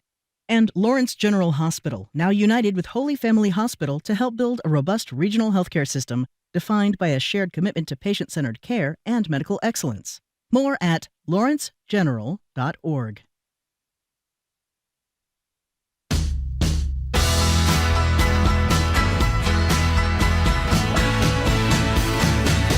Welcome back to Boston Public Radio. Mark Regan and Jim Browdy. Thank you all live at the library, streaming at youtube.com/GBH News. Joined now by Boston Globe advice columnist Meredith Goldstein, who's also the host of the Love Letters podcast. Hello, Meredith. Hi, I just want to take a moment to say one thing, which is that Marjorie's hair looks great. Oh, thank you. It does look nice, yeah. I said that to one of your producers, and I was like, I just, and I was advised to say it on air, because Excellent. not everybody can see what's No, they happening. can't. Oh. Thank you. It's dirty. And you're always wearing, Jim, like exactly like a jacket, sort of Friday loungewear that I Yeah. always want to be. I'm Yeah. here because I get style icon tips. Thank you. That's what you're known for. Many people say Yeah. the same They thing. do, It's they do. amazing. Yeah, thank you. I know. He's been wearing the same shirts since Okay, Margie, 1992. let's move on. I have many of the same shirts. Many of the same shirts. Of course, I wear the same sweater every day, except in different colors, so I should talk. But anyway, I love your podcast. I mean, I love your column. I love your podcast. But I really love this one about the gates of plasticity, because I learned so much about how your brain moves and changes, and then it stops at 30. It kind of, so, Explain what the theme is for this season. We have this theme of can people change? And as an advice columnist and relationships writer, this is important to me, right? We're always like, oh, I'm with my partner, but can they ever be different? Can I be different?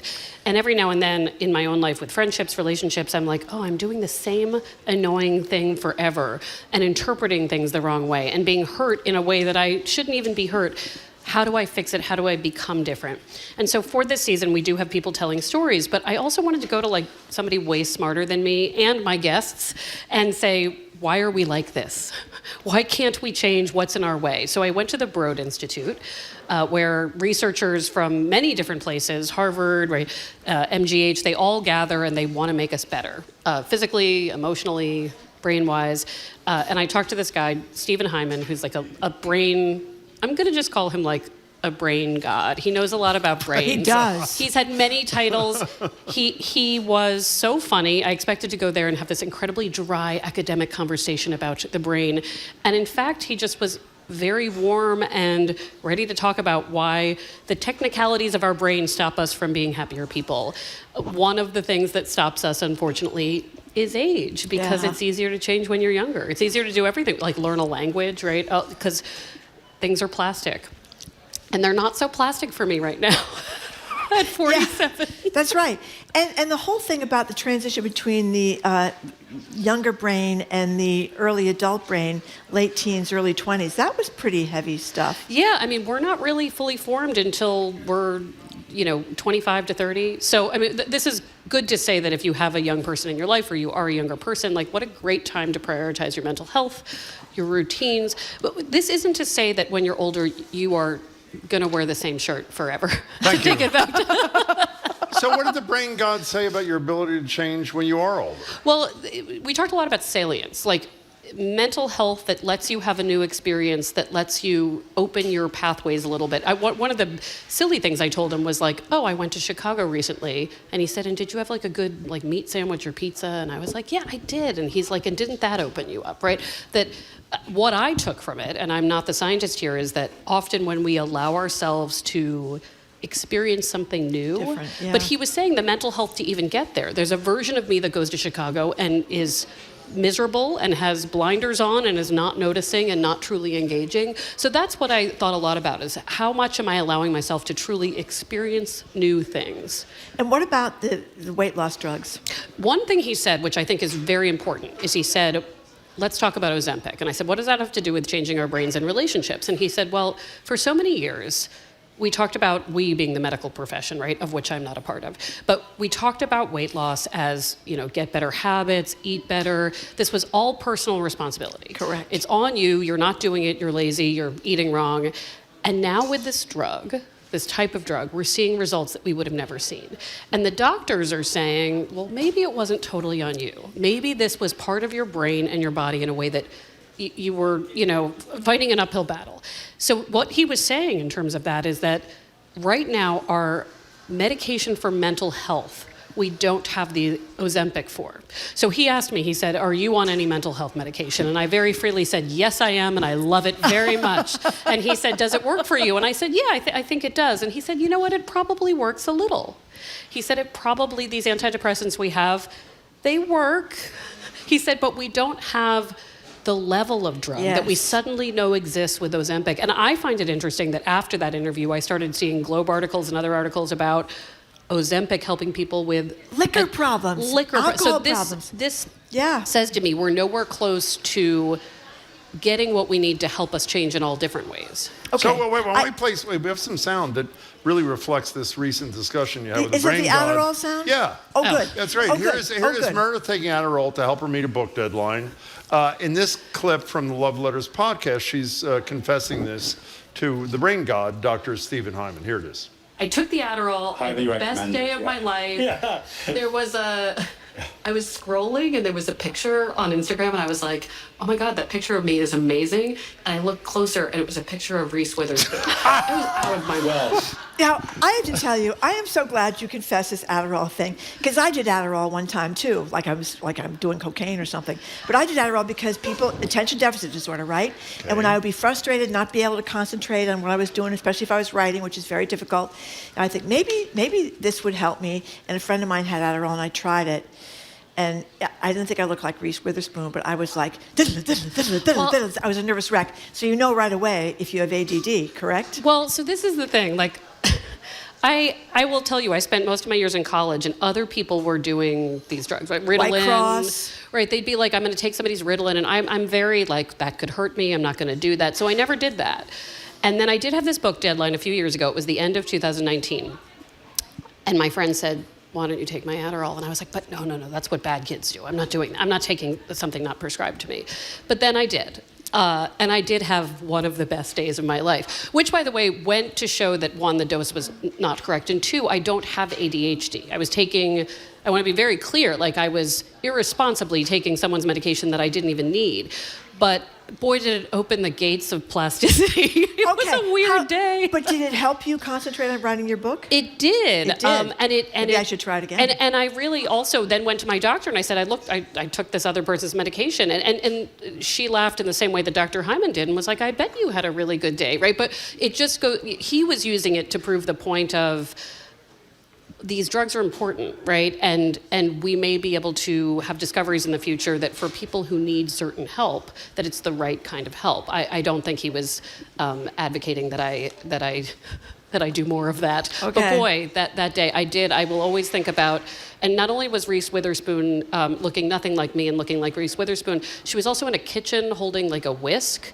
I've never held a whisk in my life. Okay. I don't know why I thought this was me, but okay, we're talking to Meredith Goldstein, not Reese Witherspoon. Can we talk about a few of your great columns? Sure. So one of them is entitled, I don't want to hit on a person at work, not meaning at your workplace, meaning at their workplace. Yeah. Why not?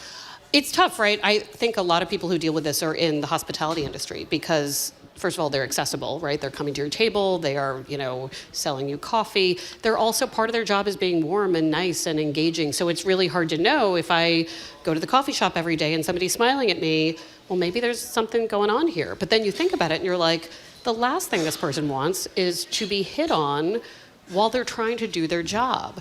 And then because there are exceptions to the rule, right, where people might develop a certain relationship, it's really hard to read. So I've always told people, like, if somebody's working, let them work. Just let them work. I mean, I wouldn't want to be approached that way while I'm working, and we all have to be nice to each other usually at work. So Did you say you can slip them a note, though? My thought was there are not scary ways to approach someone, to let someone know that you're interested and will be fine no matter what.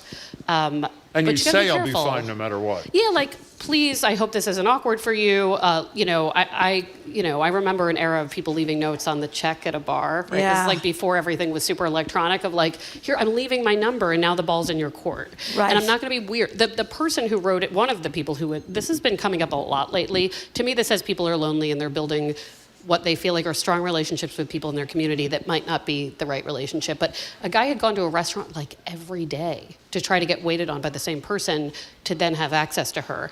And I thought, you might no longer have access to her because she's telling her manager, that guy is here again. So you really got to be careful. And it's hard to read a room sometimes. Okay, so you gave some other fabulous advice. And part of it, can we cue the music? Because this will set the mood for this particular discussion. Here it is. Now, I would say this is maybe one of the 5 worst songs of all time. No, we're wait. Come on. Yeah, it is. That's because he's never been in a sailboat. No, I have been terrified, but I've been in a sailboat. In this sweater, by the way, it's unbelievable. In the dead of summer, it's incredible.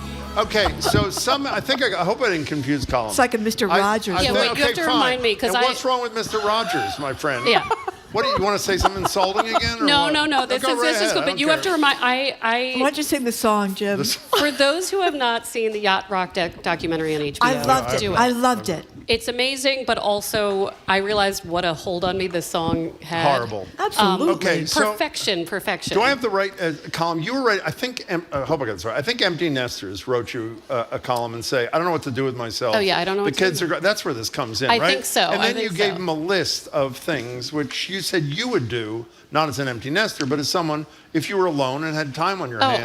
I feel for empty nesters who are saying, wait, now I have all the time in the world, but then I don't feel for them because I'm like, wouldn't I love all the time in the world? Which is a good thing to remind yourself if you don't have all the time in the world, like start writing down what you would do and then you'll remember when suddenly you have all the time in the world. So you're stalling because obviously you have no recollection of what you told them to do. I think, yeah, well, remind me because I'm remembering some type of, I think cross-stitching. Cross-stitching, yes. Cross-stitch. Take walks in new places. Yes. Play sailing, as you said, and perform it dramatically. Perform it dramatically. Book club. I like some of the answers, though. Listen to these two. Answers, you mean other people, yes, readers that's what I love in. about your column, that you have other people write in with their suggestions for things. And this couple said, listen to this. My kids have been out of the house for a year and a half.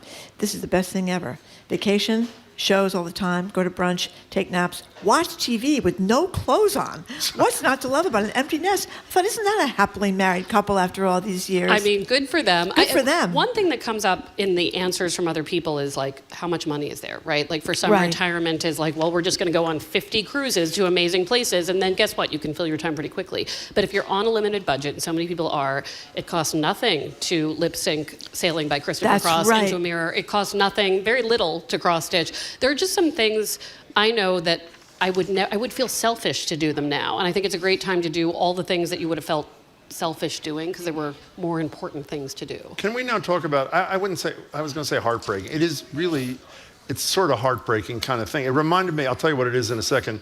Our team was discussing this morning. There was a beautiful story years ago when Sandra Day O'Connor, obviously of Supreme Court fame, her husband got dementia. And soon after, and by the way, for those who are too young for this, she was a conservative when conservatives actually cared about the Constitution and freedom and treating average people respectfully.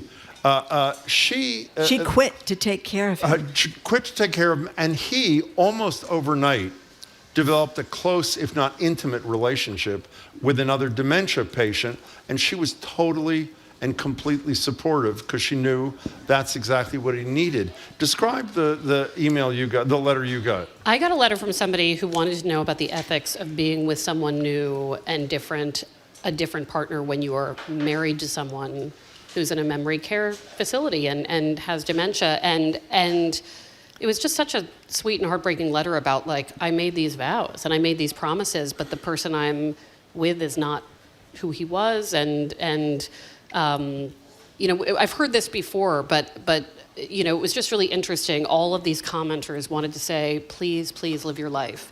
And would your partner want you to live your life and to have the balance of caregiving? And as relationships change, so do the intricacies of the commitment we made. Like, the commitment is still there from what I saw. It just, you know, you need room to build other relationships. Is that the advice you gave? Yeah, I mean, I think it's an interesting thing to talk about with a partner. What would happen if this? What would happen if that? And when it comes down to it, that might not even, you might guess wrong about what the thing is, right? But to me, it's a commitment to love and to care for someone and to be there for them and to know them. And that commitment to me would still be fulfilled. Didn't one of the people that Marjorie loves, the people who read your column and write in their own thoughts, unlike Sandra Day O'Connor and her husband's son, who was totally supportive of what O'Connor had decided, his mother, here someone wrote, how about kids? Maybe sometime grown kids will not be so happy. Yeah, that was a really interesting point that somebody made about, you got to watch it because the children you have, even if they're grown children, may not be as comfortable with the idea of stretching these commitments and making them look different. But you know, this happened as a family I know, and I thought that the husband, this woman had been in dementia care for quite some time, and she really didn't know what was going on anymore. She wasn't aware that he had any kind of relationship with anybody else. She, of course, as often happens in dementia care, was having kind of relationships with people that were also in dementia care, which is like Sandra Day O'Connor's husband, is quite frequent. I thought it was rather selfish of the children to say, Dad, Mom's been away 5 years, 10 years, but you can't be involved with anybody else. I thought that was very selfish of the children. Yeah. As long as Dad's going to visit Mom and Dad is making sure that Mom is well taken care of and that Mom has her good food and her all that, and really. I remember a movie called Away from Her, yes, which I believe Julie Christie. Julie Christie, right? And it's she fell in love too at the dementia care a center. heartbreaking story, but you know, I think Sarah Polley directed it. But this question of, and in that movie, from my memory, he, the character who is married to a woman who begins to have early onset, dementia. He finds love with another caregiver, from my memory. And that, to me, also, it's like you have somebody in that who fully understands what you're experiencing, what you're doing, what your other commitments are. But I think as we get older and, everything gets a little bit fluid about how our love looks and how we care for each other. And I remember at the beginning, he was upset when she first was involved with somebody else at the dementia care center. Of course, someone who looks like Julie Christie, you could see where quite quickly she could be the star of the dementia care center. Yes. But then he'd get over it, right? Yes. Then he'd get over it. And it's so complicated, but I thought it was an incredibly kind thing that the letter writer wrote it in, because it gave people the chance to process it for themselves. Like, how would I feel? Can we talk about a column you wrote around Valentine's Day? In honor of Valentine's Day, these are the best TV couples. Now, I have to admit, I never heard of most of them. I love the Americans, Elizabeth and Philip. I loved Kim and Sol on Better Call Saul. And you can talk about any others, which I'd like you to do. How can you leave out Carmela and Tony from this list? I didn't read the comments because I didn't have time. When I say best, I mean to me, and what I said up front is this is not inclusive. Like, I didn't say Jim and Pam from The Office. I knew that, but I know everybody knows that. I also said these are not the healthiest couples. I love the Americans, but those two people, that's a rough marriage, right? Yeah. It's hard to spy and be married at the same time is what I learned from that. Also, they had two different feelings about Russia. Yeah. And that sort of those thing. were the days when we thought of Russia as not our friend. No, I recently watched The Americans, and I recently watched Better Call Saul, and those relationships were at the top of my mind. There's a show called Lovesick. I think you have to pay for it right now to rent it, but it's a British comedy about young people, and I love the main friends in that are clearly poised to fall in love, because it's not It's not easy to fall in love with your friend. And a new show that is streaming, I can't remember which network, Colin from Accounts. I don't know it. 2 seasons. People ask me, what can I watch to just escape and feel good? But it's also smart. Colin from Accounts, it's about 2 people who accidentally hit a dog, and they care for the dog together, and they develop a relationship. And it's about an age difference. It's about connecting with someone over caregiving. You know, the little dog is in one of those little dog with the wheels. It's like the most adorable dog. But it's just a very funny Australian show about how do you start a relationship when you basically have this dog child as your shared dependent. Sort of like Tony Soprano driving a car into human beings. So you still didn't answer. They're great. They're beyond both of them incredible. They're list worthy. They are certainly not on my list. The Sopranos. By the end, I was actually like having nail biting anxiety to the point where I was having less of a time being able to focus on that relationship. But one list I would love to read is the list of the best TV therapists. And that show would obviously come to mind. Oh, yeah. Who's the woman that played the Lorraine Bracco. Lorraine Bracco that was in Goodfellas. Yeah, that's right. Yeah, she was great in Goodfellas. Remember walking down the street and Robert De Niro keeps saying, keep going, and she knows the mob guys are about to whack her, so she thinks better of it. That was a great moment in that movie. We only have 30 seconds. When the ice melts, things get better, yes?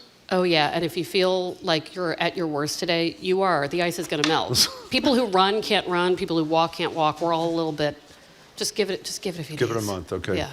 Meredith Goldstein, Reese Witherspoon, it's great to see you. Thank you so much. Okay, thank you very much. Well, someone is pointing out that people can change. See, this texter says, Marjorie almost never says Meredith Vieira anymore. That's true, you don't. But I did The most important change of all. That's right. I did say I worked for WBZ a few minutes ago. But I'm working on that. I've only said that once. There's a W in there, you're fine. That's right, that's right.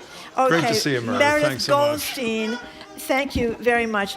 Meredith Goldstein writes the Love Letters column for the Boston Globe, and she also has the great Love Letters podcast, and it's really great reading. Thank you very much. She's an advice columnist, Meredith Goldstein. After a quick break, there's just enough time for 2 more things. I'm talking about Elon Musk's 13 kids, and Jim is talking about the disgraceful Mitch McConnell. I believe that's your topic. I am, indeed. That's next on Boston Public Radio, 89.7 GBH, live from the Boston Public Library, and streaming at youtube.com/GBH News.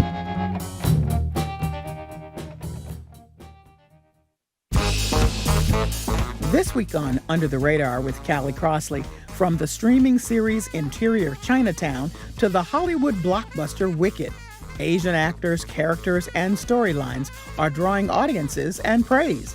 But is there a step back from the recent increased representation? That's Under the Radar with me, Callie Crossley, Sunday night at 6 here on 89.7 GBH and the GBH app. Support for our programs comes from you. And Seasons 4, the outdoor living store in Lexington, featuring over 100 styles of outdoor furniture delivered throughout New England, plus a wide selection of plants, statuary, and garden accessories. Spring events now in progress. Seasons4.com.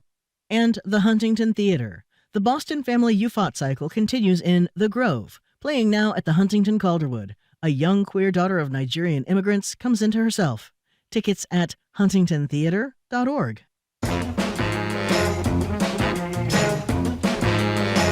Welcome back to Boston Public Radio. Jim Browdy and Marjorie Egan live at the Boston Public Library. It's streaming at youtube.com/GBH News. Right after the 1 o'clock news, we're going to have our first segment on the media, which we're going to try to do every single Friday at 1 o'clock. But first, 2 more things, and Marjorie's got one of them. I'm going to start. I'm stealing this almost completely from Case Wickman, who writes for Vanity Fair. She's talking about Elon Musk's 13 children. Mm-hmm. 13 children and their mothers, and points out that Elon Musk is a quantitative guy. He wants lots of things, lots of companies, lots of money, and lots of children with his genetic signature. They are known as mini Musks, Jim, and they stand at 13, a tidy baker's dozen, and there are 4 women that are involved with giving him these children. So here we go. Can you pronounce their names? Are you going to try? I'm going to tell you. Oh, go ahead. Oh, and by the way, Musk's reaction to this is that he's going to need a bigger spaceship to shuttle all his offspring to Mars when the time comes. Beautiful. So back in 2004, we had 2 children, twins, Griffin and Vivian Jenna Wilson. They were born in 2004. Then in 2006, we had triplets Kai, Saxon, and Damien. And those are all more or less normal names there. Then we get to what year was this? 2020, when he gets involved with this Canadian musician Grimes. And in 2020 was born XAE A12.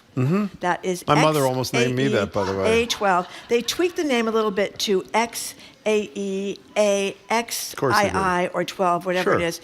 Apparently you say the X is X, and that's the little kid you see running around. X. X is the little kid you see He was in the one the in the Oval Oval Office. That's yeah. right. X. And then in 2021 we had Strider and Azure, which are not that weird, I guess. No. That's not that weird. And then after that, where we go? Oh, there are 5 more to go, unfortunately. Then we had in 2021. Oh, by the way, he had the twins in November, and then in December he had another kid. So that's 3 nice. kids in 2 months. In December, there was Exa Dark Sidereal Musk. And Moon Unit. and what's the last kid? Oh, kid number 12, Techno Mechanicus. That kid was born in 2022. Okay. Number 12 was Zillus, I think. And now number 13, he's not admitting he's the father of number 13. What's that person's Number name? 13 is 5 months old. We don't know the baby's name. It's kept a secret. 5 months old, and he's having nothing to do with this kid. Can you imagine naming your kid Techno Mechanicus? What was the point of that exactly? The point was that he's a very, very strange man, and that these women, and apparently he doesn't believe in birth control because he keeps having all these children. Okay, let's talk about another strange person. Yesterday, Mitch McConnell, leader of the Republicans in the Senate forever, not right now, announced he's not running for re-election. I want to play you his finest, I would argue maybe his only fine moment. This is shortly after the January 6th insurrection. There's no question, none, that President Trump is practically and morally responsible for provoking the events of the day. No question about it. The people who stormed this building believed they were acting on the wishes and instructions of their president. President Trump is practically and morally responsible for provoking the events of the day. As a result, he voted against conviction at the impeachment trial, which would have ended the career of Donald Trump. He didn't stop there. He ensured that Barack Obama's nominee to the Supreme Court, Merrick Garland, who would have been a far better justice than he was Attorney General, would not get a hearing because it was, quote, too close to the election. But when Amy Coney Barrett was nominated by Trump, and it was much closer to the election, he had a hearing and assured with her confirmation that the right-wing majority in the Supreme Court was solidified. The person who said all is better than me is our buddy, satirist Andy Barwitz, who wrote today, Senator McConnell of Kentucky announces his retirement on Thursday, declaring, "My work destroying this country is done." Stating, "I want to spend more time rolling back progress for my family." He told reporters, "I retire with my head held high, knowing I'm leaving the country in smoldering ruins." From torpedoing gun laws to boosting sexual assailants onto the Supreme Court, I have been tireless in my effort to make this land unfit for human habitation. It is funny, but it is true. This guy did virtually nothing to make life better for people in this country. I don't wish him ill. I just wish him gone. Very good. I want to point out one thing, Jim. Oh, you got one name wrong? The X-Kid, XAE-A12, is called X. And I forgot to mention that Exa Dark Sidereal Musk, she's kid number 12, is called Y. And Y. Y is a good question. Z is percolating at this particular moment. Is that really true? Could be kid 14. Is that really true? Any moment. Well, we'll find out. Okay, fine. We'll find out. Okay. We're out of time. Coming up after the 1 o'clock news, we're going to debut a new segment, our media. And you received a new bank or credit card in the mail recently, there's an easy way to update your information. Just visit gbh.org/update and keep your membership up to date. That's gbh.org/update. Support for GBH comes from you. And Supermicro and NVIDIA, accelerating AI with a wide range of AI servers and the NVIDIA AI Enterprise software platform. Supermicro is committed to driving AI infrastructure breakthroughs with rack-scale innovations. And Bridgewater State University, helping create jobs for Massachusetts and working to connect industry leaders to graduates, elevating business in Boston and beyond. bridgew.edu/elevate. You're listening to 89.7 WGBH HD1 Boston. Online at gbhnews.org. GBH News. What matters to you?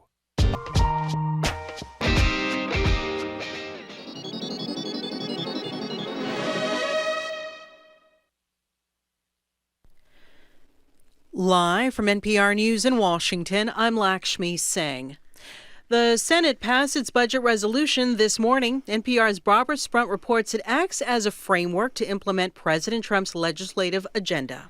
The resolution would provide $175 billion for border security and $150 billion in military funding. The Senate's adoption is an early step in the process, which requires committees to work out the details of spending, as well as any offsets to help pay. Phone with Russian President Vladimir Putin signaling warming relations between Washington and Moscow. The 90-minute meeting marked a shift in U.S. policy from the last 3 years, during which the Biden administration sought to isolate Putin's government over Russia's invasion. A pro-Ukrainian rally is expected to be held tomorrow in downtown Washington, D.C., marking the 3-year anniversary of the war. The U.S. Treasury Secretary Scott Bessent held a video call with a senior Chinese official this week. The two countries are once again in a trade standoff after the U.S. imposed a 10% tariff on all Chinese imports. Here's NPR's Emily Fang. China said the call was initiated by the U.S. and China's Vice Premier He Lifeng, who heads U.S.-China trade issues in Beijing, quote, expressed serious concern on the call about what it called, quote, restrictive measures, the 10% tariffs. China's been trying to negotiate with the U.S. to head off the tariffs. Trump is also threatening additional tariffs on medicines, electric vehicles, and... From Washington, this is NPR News. And from the GBH Radio Newsroom in Boston, I'm Judy Ewell. Massachusetts consumers struggling to pay higher gas bills are getting some temporary relief. The State Department of Public Utilities ordered 5 natural gas companies to lower residential bills by at least 5% in March and April. This after many consumers spoke out about receiving very high heating bills that were driven in part by rate increases approved by the DPU last year and by very cold weather. Governor Maura Healey and several state lawmakers had asked the utilities for relief this week. National Grid, Eversource, Liberty Utilities, Berkshire Gas, and Unitil all agreed to those lower rates. The AG's office says... We want to make sure that if it is a training technique that is out of date, let's stop. Let's stop putting anyone else in danger. Now, the AG's office said they're not able to comment on ongoing investigations. Plenty of sunshine and a warming tread ahead. First, sun and clouds, highs in the 30s this afternoon. Clear skies tonight, lows in the teens. A sunny weekend, highs in the upper 30s. And temps could top out in the lower 40s on Monday. Right now, it's 31 in Boston. Support for NPR comes from NPR stations. Other contributors include National Geographic Lindblad Expeditions, committed to taking travelers deeper into the wonders of planet Earth. Each expedition cruise is guided by a diverse team. natgeoexpeditions.com/cruises.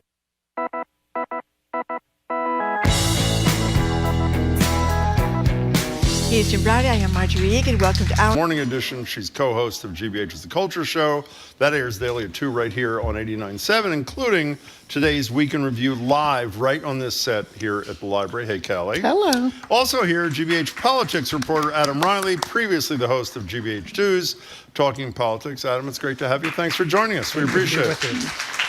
So, when Trump was elected the first time, he always called us, we in the press, Emily the People, and said we were all making up all this fake news and all this. But really, it's kind of accelerated to, 100 miles an hour now. And, Callie, how is the press responding to all this? Well, I have before me just sheafs of paper, 5 and 6 and 7 stories of what I would say uncomfortable and challenging interaction with the Trump administration and sometimes with President Trump himself. So you could just pick one. It's really tough going right now. I think what you're asking, though, is on our side, sometimes we don't seem to be standing up in the way that we have in the past, and that's concerning.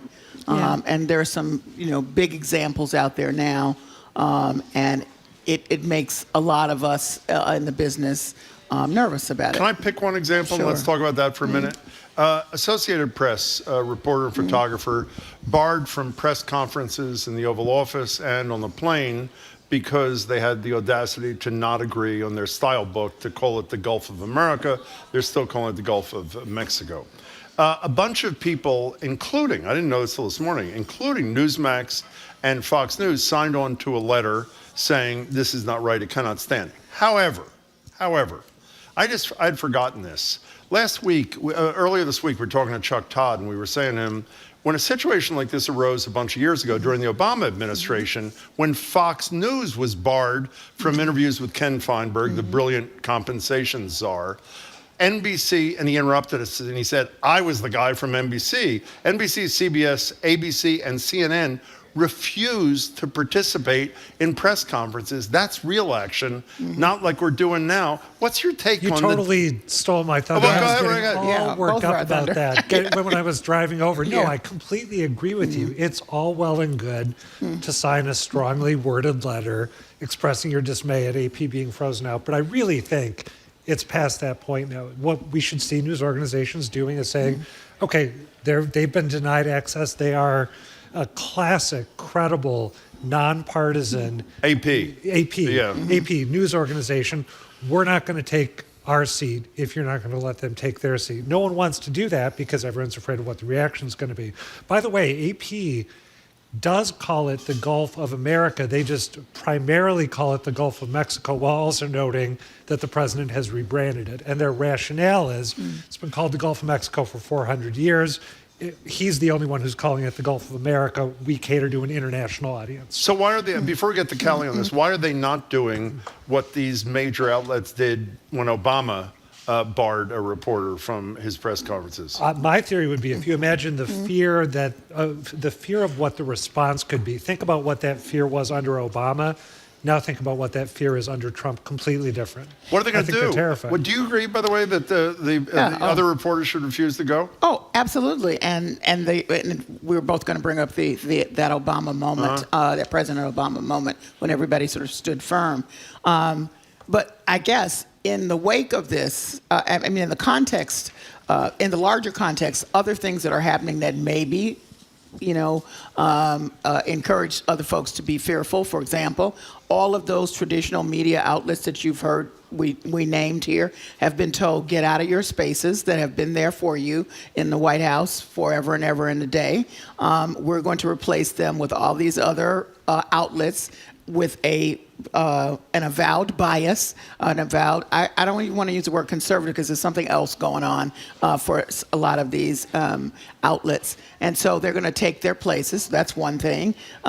As we saw, ABC decided not to go to court over something that most analysts, legal analysts and others, believe they could have won. Why? We don't know. They paid $15 million. This is when Stephanopoulos called it rape rather than sexual assault. Right. Yeah.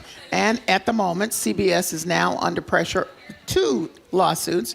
The president increased the amount that he was asking for from 10 billion to I want to say 20. billion. I want to say billion, but it might be million to 20 million because he's angry about how he was treated during his run, but also the Kamala Harris interview, which they insist was edited in favor of her. The Trump people. The Trump people, and that somehow CBS was on her side. Yeah, I was just going to say, think about the range of threats. You could be denied access too if you make that show of support. You might face litigation.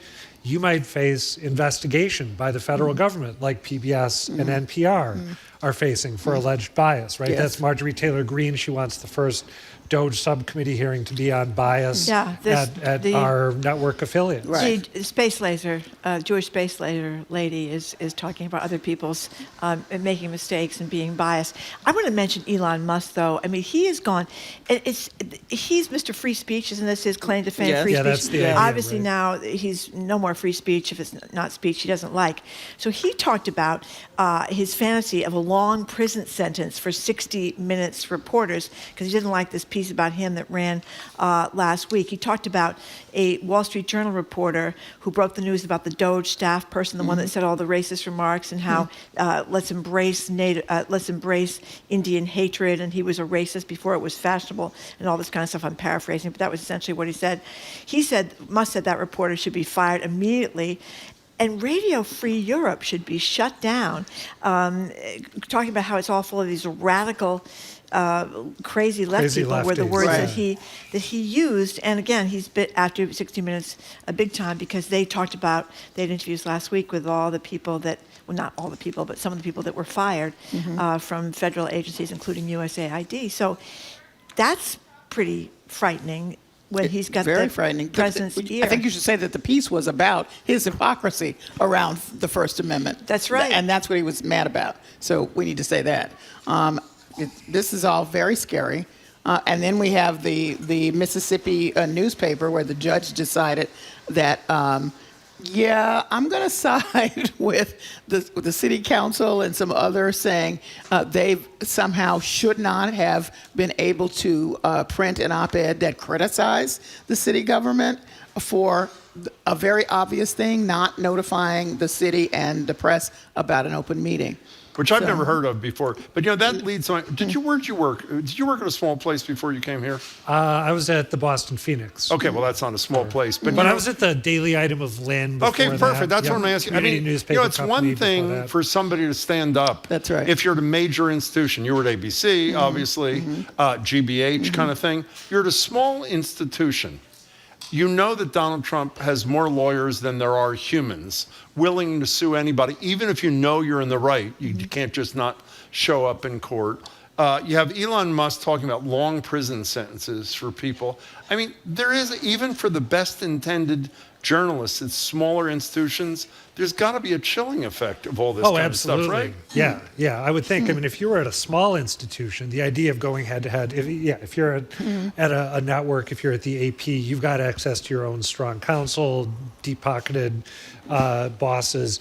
But if you're at a small institution. So what do you say, the small institution sitting here, the editor's here and a young reporter who's nervous about what's going to happen if they say something that makes a Trumpster unhappy locally? What do you say to them? What you say is there's a strength in numbers. And so we're back to how we began this conversation, which is that, everybody has to sign on and say, hey, that we have a First Amendment and that works. And that protects us from this. And by the way, the Supreme Court has upheld. And by the way, I went back and found a piece from Politico in 2018 when they sued the first Trump administration for just these kinds of violations and accusations. And they cited in their piece a Seventh Circuit and a Second Circuit, two opinions, which explicitly said an implied threat to journalists in this way and journalism in this way is violating the First Amendment. But as I understand it, there is no clear Supreme Court precedent saying that you have a right to access that can not be denied if the person providing access is not pleased with your speech. That's my non-attorney's understanding. As for what you would say to the hypothetical editor and reporter who might be worried about running afoul of the administration, Callie offered a much more uplifting take. I was going to say, you tell them cross your fingers, hope they don't notice what you write or you say, because there's a whole bunch of ways they can make your life hellish, and all indications are they will. Right. It's our new media segment. We're talking to Callie Crossley and Adam Riley. And it's worth pointing out that this is what happens. Viktor Orban in Hungary, it goes after the press. Vladimir Putin kills people who speak out for things he doesn't like. I mean, so. Just as an aside, that was one of the things when we had J.D. Vance offering his pro-free speech lecture to European allies. I am eagerly waiting to see if a similar exhortation is delivered to the Putin regime. I don't think it's going to be, but I mean, you want to talk about egregious violations of free speech? Yeah, killing people for criticizing the government. Right. And by the way, some of the folks from Germany responded and said, "Really? We don't do that here, like you do." So can we go from small publications to huge publications? Yes. We all remember, I assume everybody in the audience does, the Washington Post and the LA Times, both the publishers, Bezos and the guy from the LA Times, Sun Xiang, killed editorials in their own newspapers supporting Harris. We took the term from Tim Snyder, anticipatory obedience, frightening at two huge institutions like that. Well, it hasn't stopped. Here is the publisher owner of the LA Times, Patrick Sun Xiang, on Dr. Drew Pinsky's podcast, not backing up his own reporter at the LA Times, Jacqueline Cosgrove is their name, for an unflattering article that they wrote about Pinsky. Here he is. So I think you're right. You know, the unfairness of, and that was supposed to be then a news report rather than an opinion. And yes, that's right.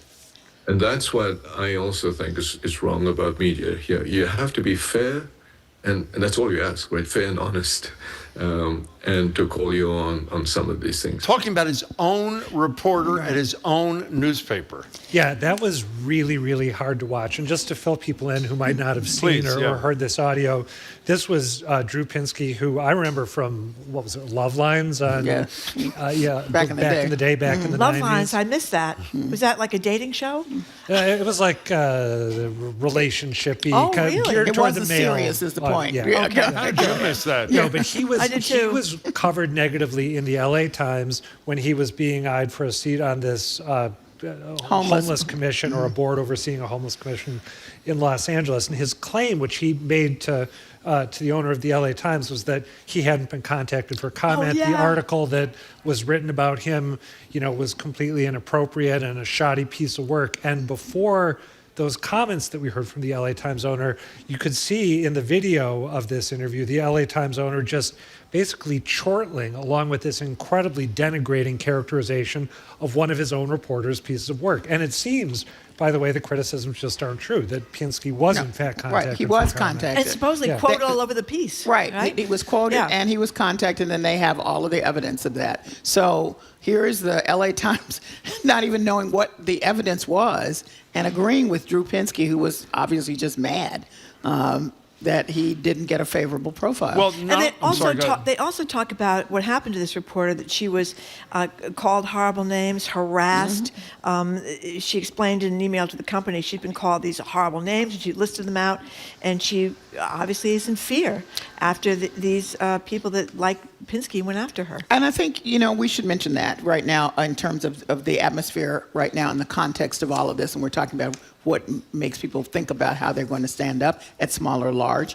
A number of journalists have been personally, threatened. We can name them.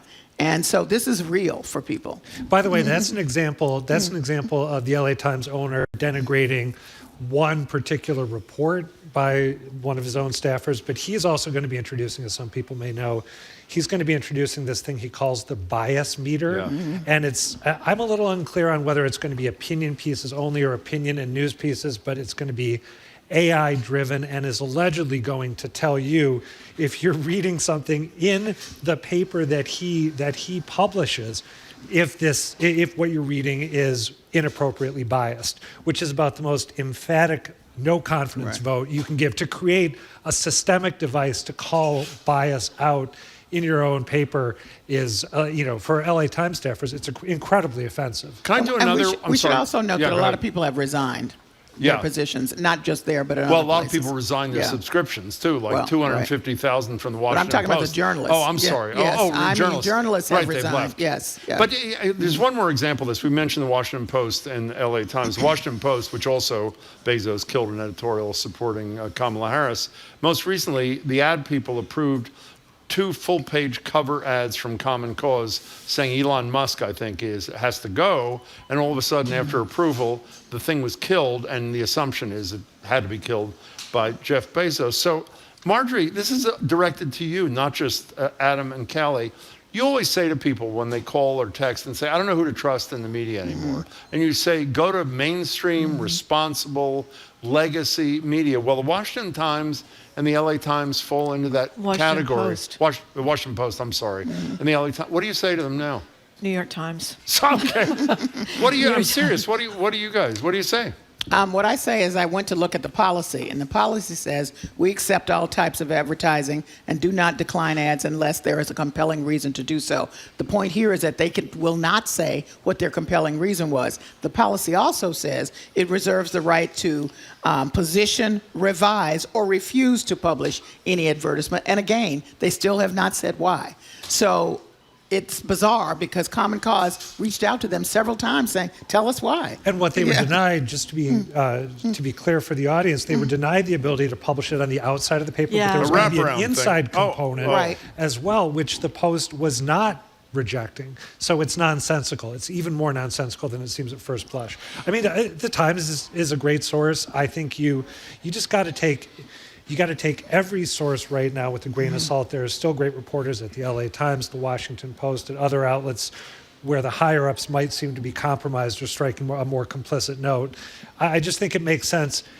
If you're going to be a responsible news consumer, keep an eye on what the people who are running the show are doing and the climate they're creating for their journalists to do the work. But you know what's incredible to step back and think about this for a minute? We've been talking about how a lot of GOP politicians privately will say one thing, but they won't say it publicly because they have death threats against them and their family, or they're worried about getting primaried. Then we were just talking about this with retired Federal Judge Nancy Gertner about judges being in the same place. Judges can get the federal marshals, but that the judges who go against the president are subject to the death threats and the intimidation, and reporters. And it's like this climate of intimidation. And normally, in a climate of intimidation, the leaders of whatever it is will come forward and say, there is no place for this. There is no place for this kind of harassment and threats of violence and scaring people, having to leave their homes. But no, Donald Trump is not saying that. Elon Musk is not saying that. No one is saying that. And so I don't know, what does this mean? Is this a signal to the January 6th people who are just freed from jail? Go get them, you mean? Well, I mean, it's that a climate, was a signal even before that. It's a big climate of intimidation is what it is, and hoping that everyone is too intimidated to do what they know is right. And I get that. I mean, it's scary. It is. No, I would say, I said those signals have been out there for a while now. That's not new. That's why a lot of well, I don't think it's been to this level before. I think this is new. It was pretty intense in the first administration. You can have chapter and verse of journalists who were really under threat and had to figure out, do I stay in the business? Do I continue to do it? How do I protect myself? And these were people, they're not, President Trump isn't sitting in his office saying, you go take care of this journalist. There are other people who will take on the task feeling that they are supporting what the agenda is, and that's part of the agenda. Yeah. Who was his consigliere who testified against him? What was the name of his lawyer? Michael Cohen. Michael Cohen said he never had to say explicitly what he wanted done. If you worked with Donald Trump, you knew exactly what he wanted done and to whom. For what it's worth, though, as unpleasant as the environment is, I think the big goal is eradicating trust in the mainstream media. That is correct. And he's doing that. There was a Gallup poll that came out last October which showed that I think trust in the mass media is down to something like a 20-year low. 31% of the general public trusts the mass media. That's less people than trusted the Supreme Court at that point, less people than trusted Congress, the executive branch, and it shakes down by party. It's a little over 50% for Democrats. I think like 12% of Republicans trust the mass media. So that's the ultimate attainment for him, and he's getting we mentioned yesterday there was a story about how the vaccination rates in Massachusetts have gone down, and people are concerned about this from measles, mumps, rubella, COVID, the flu, and all this. And the Globe quoted this woman who said she just didn't trust vaccines anymore because she got the COVID vaccine and she got COVID.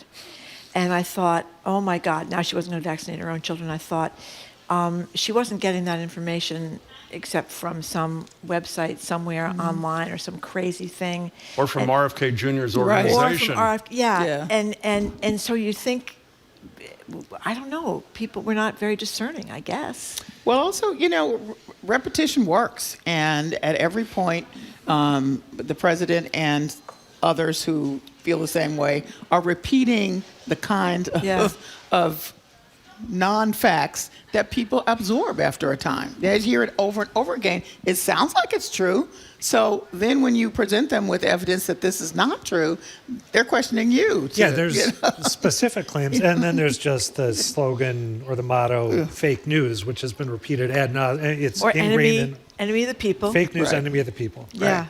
You know, by the way, every time, before you guys go, every single time someone says, like you just said a second ago, Callie, we mentioned that where does this all come from?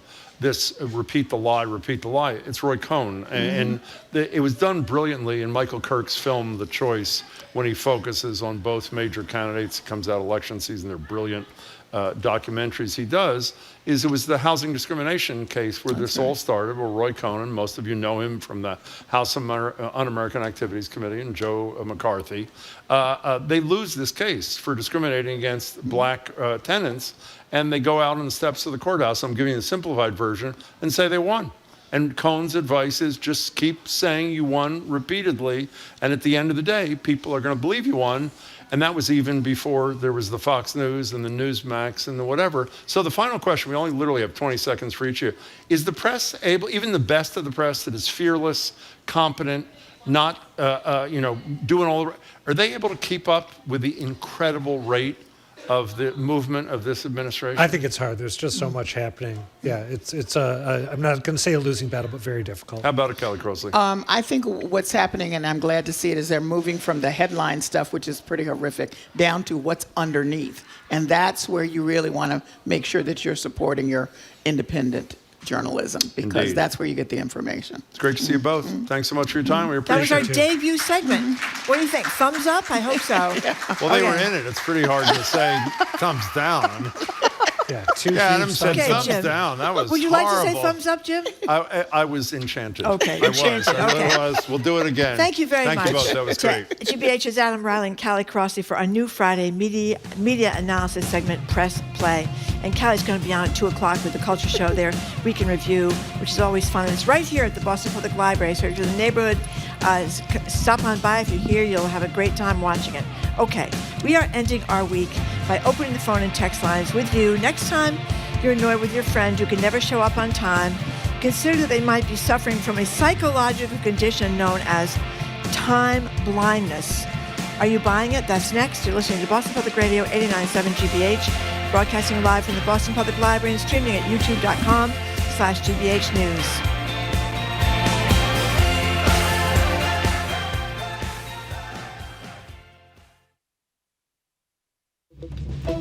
I'm Arun Roth. Coming up on GBH's All Things Considered, Massachusetts Congressman Stephen Lynch is leading a rally against the Trump administration's layoffs in the federal workforce. And for this week's Joy Beat, we feature an organization breaking down transportation barriers for low-income families by providing them refurbished vehicles free of charge. Those stories and all the day's news starting at 4 on GBH 89.7. Our programs are made possible thanks to you. And the Worcester Art Museum, presenting Flora in Winter, with artworks reimagined and stunning floral arrangements all throughout the museum. February 27th through March 2nd. Tickets available at the door, worcesterart.org. And the Simmons Leadership Conference, a one-day event filled with inspiration, skill building, and networking. Thursday, March 20th, in person in Boston and online. inclusiveleadership.com.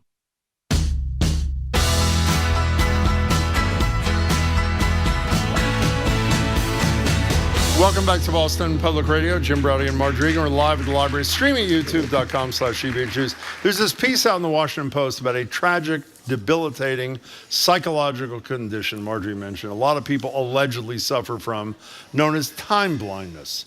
As it turns out, complaining about your friend that's always 20 minutes behind might actually, according to these people, be discriminatory if you believe this totally insane piece in the Washington Post. 877-301-8970 to call or text. Essentially, how do you deal with a chronically late person in your life? And if you are that chronically late person, we want to hear from you too. Does it drive you up a wall to always be waiting around for the same person again and again? Yes, it does. Or should we be giving a little more sympathy to them for trying their best? And how does it make you feel to hear this suggestion from the Washington Post reader that there should be workplace accommodations for people who are chronically chronically late, or maybe you're someone who's always late, who's grateful to finally have something to blame it on.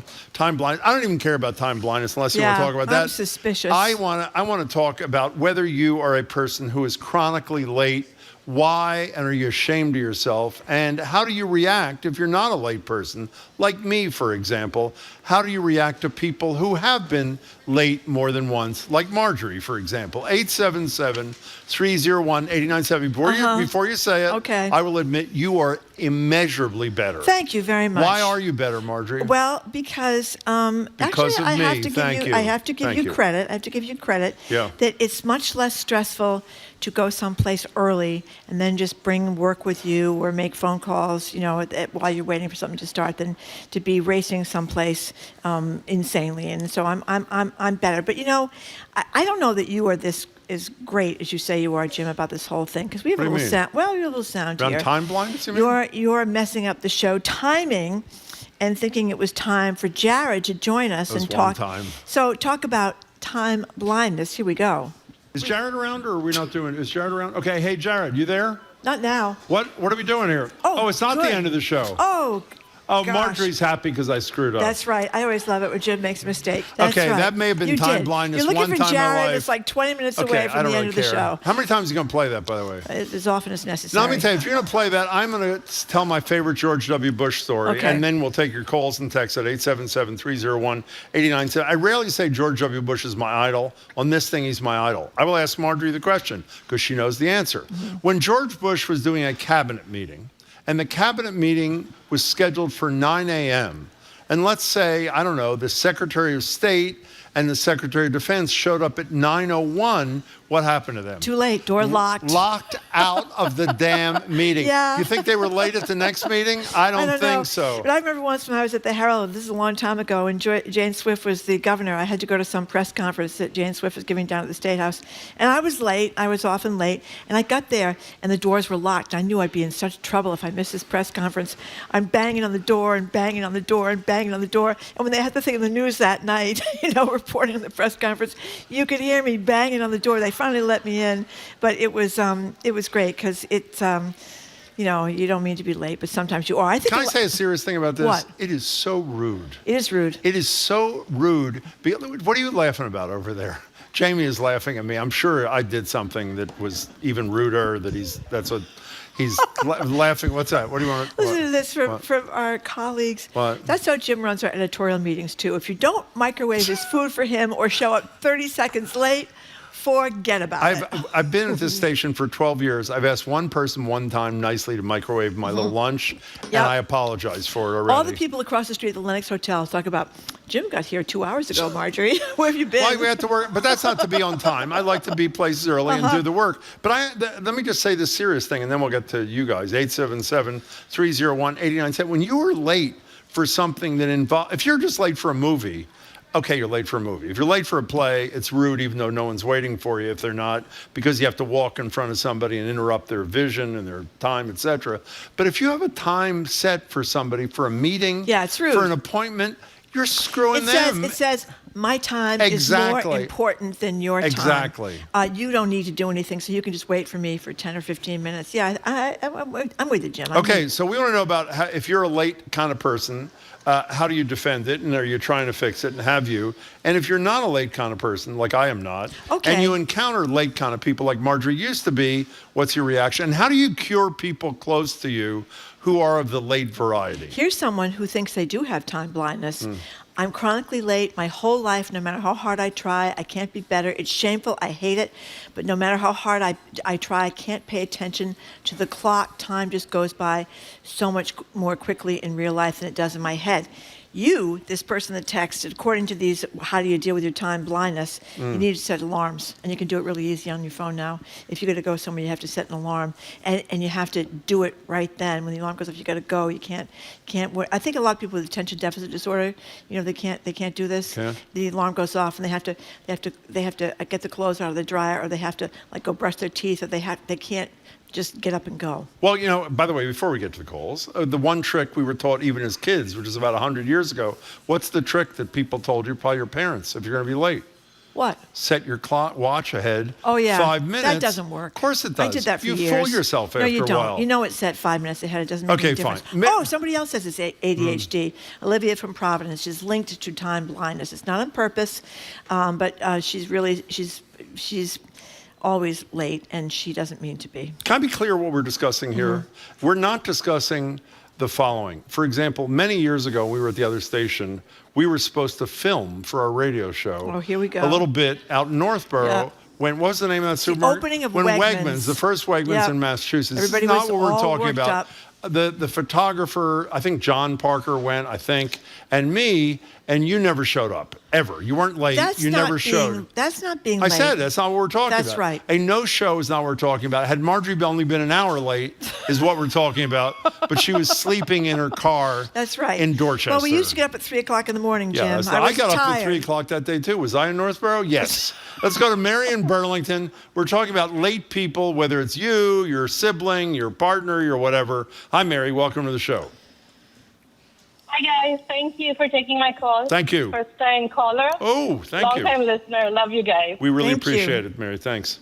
I have ADHD. My daughter has it, too, and I think she has a very bad case of time blindness. Oh. And it's made all our lives miserable. We hate it, and all due respect to everybody who's affected by it, but we cannot seem to help her. And there are very few resources in high school, college, name it. It's just that we're not able to address it in a constructive way. What have you tried? Made her miserable. What has she tried? What have you suggested she try, Mary? Well, she's tried medication for ADHD, cognitive behavioral therapy, and I think we've run out of options there that can I tell are you, affordable. We're discussing this in our usual totally insensitive way, which is the way we discuss everything. Obviously, there's some people who have issues like your daughter does. And so if we were disrespectful, we surely didn't mean to be. Mary, I wonder if it's something she really wants to do. Does that matter? Well, that's a good like one. if she's got a date with a really cute guy or something like that. What do you think? Would she be able to get there on time? No, she won't. She's missed her flight. She's missed exams. Oh, God. She's missed really critical appointments. Oh, my God. It's just, especially the flight, it threw us all in a tizzy because she was all alone in the middle of winter. So By the way, not something that she can help. In a tizzy is one of my favorite expressions. Thanks for using it. Mary, good luck with your daughter. I'm really sorry that's happening. Thank you for your call. By the way, an anonymous texter says what I think we should have said. What? Unless the orange line catches on fire, there's no excuse for lateness. Do you believe we still do not know the name of the person who jumped into the Mystic River swam to shore from the orange line? Is that incredible? I That is really incredible. Let's go to Barbara in Watertown. We're talking about people who are late, Barbara. Welcome. Hi, thank you. Thank you. You're on. I have 2 points. Oh, please. First of all, I should tell you I'm a first-time caller. We love that. Thank you. And I'm enjoying your show. Thank you. As always. Thank you. So here are my 2 points. One is, why can I always be 2 minutes late? I can always just walk in 2 minutes late exactly, but I can never be 2 minutes early. I love that. That is a great question, Can you Barbara. answer your own question or no? Drives me crazy. Can you answer it? It's 100%.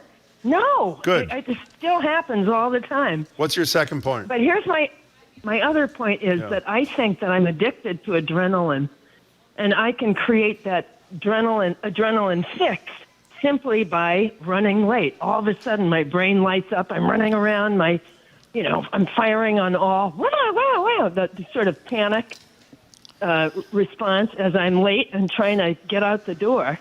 And I think it's an addiction. That's really interesting analysis because my reaction when I'm late is not an adrenaline rush.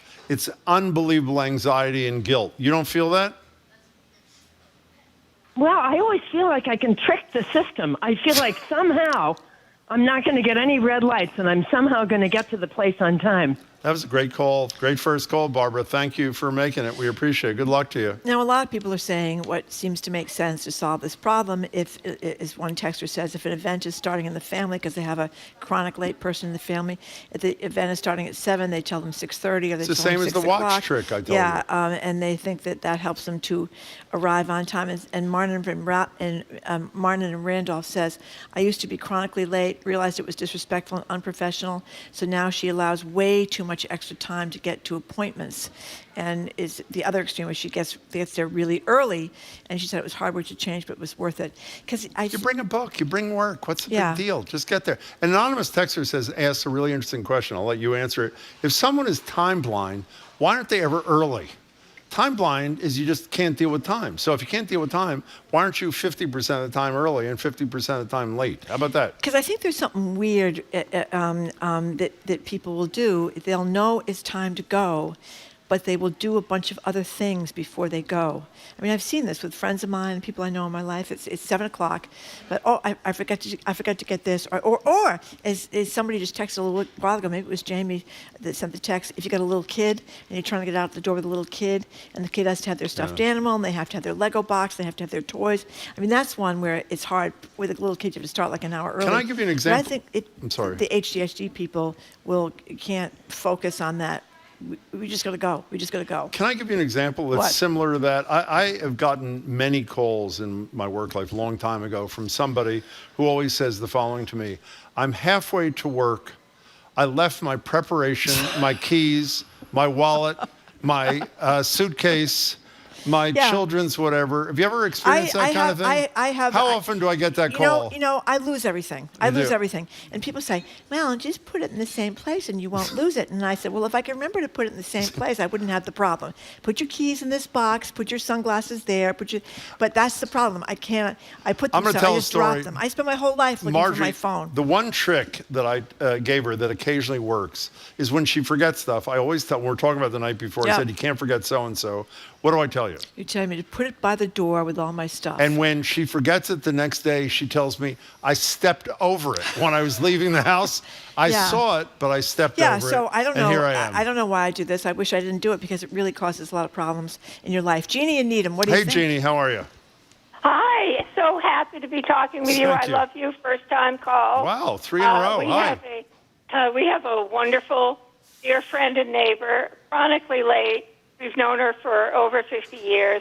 And after about 5 years of her always being late and causing us to be late, we said, Susan, the car is pulling out of the driveway at 1:30. We'd love for you to be in it, but if you're not, we'll see you at the theater or at the concert or whatever.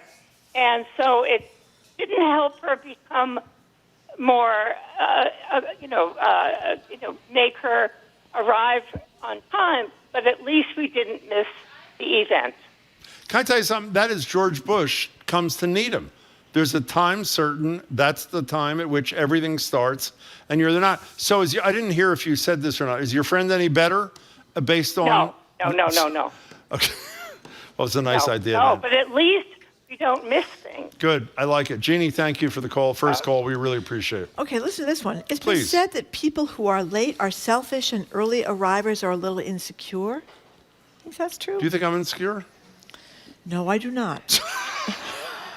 What should I take away from that? Well, maybe you are. I don't know. I have to talk to the shrink. You have several, don't you? Maybe I do. Maybe I don't. Can I tell you something? I want to say what I said to the caller. Being late causes me colossal anxiety. And by the way, part of it is because for 25 years that you and I have been doing this, we have a responsibility that can't be pushed back. Like if we showed up a little bit late, the show doesn't start at 11:15. It starts at 11:06 when the news is over, which I think is another great training thing. When something is inflexible, and you learn you got to do what you got to do when you got to do it. You know? Yeah. Well, that's like when you're a reporter and there's a deadline, and if you don't make the deadline, your story doesn't run.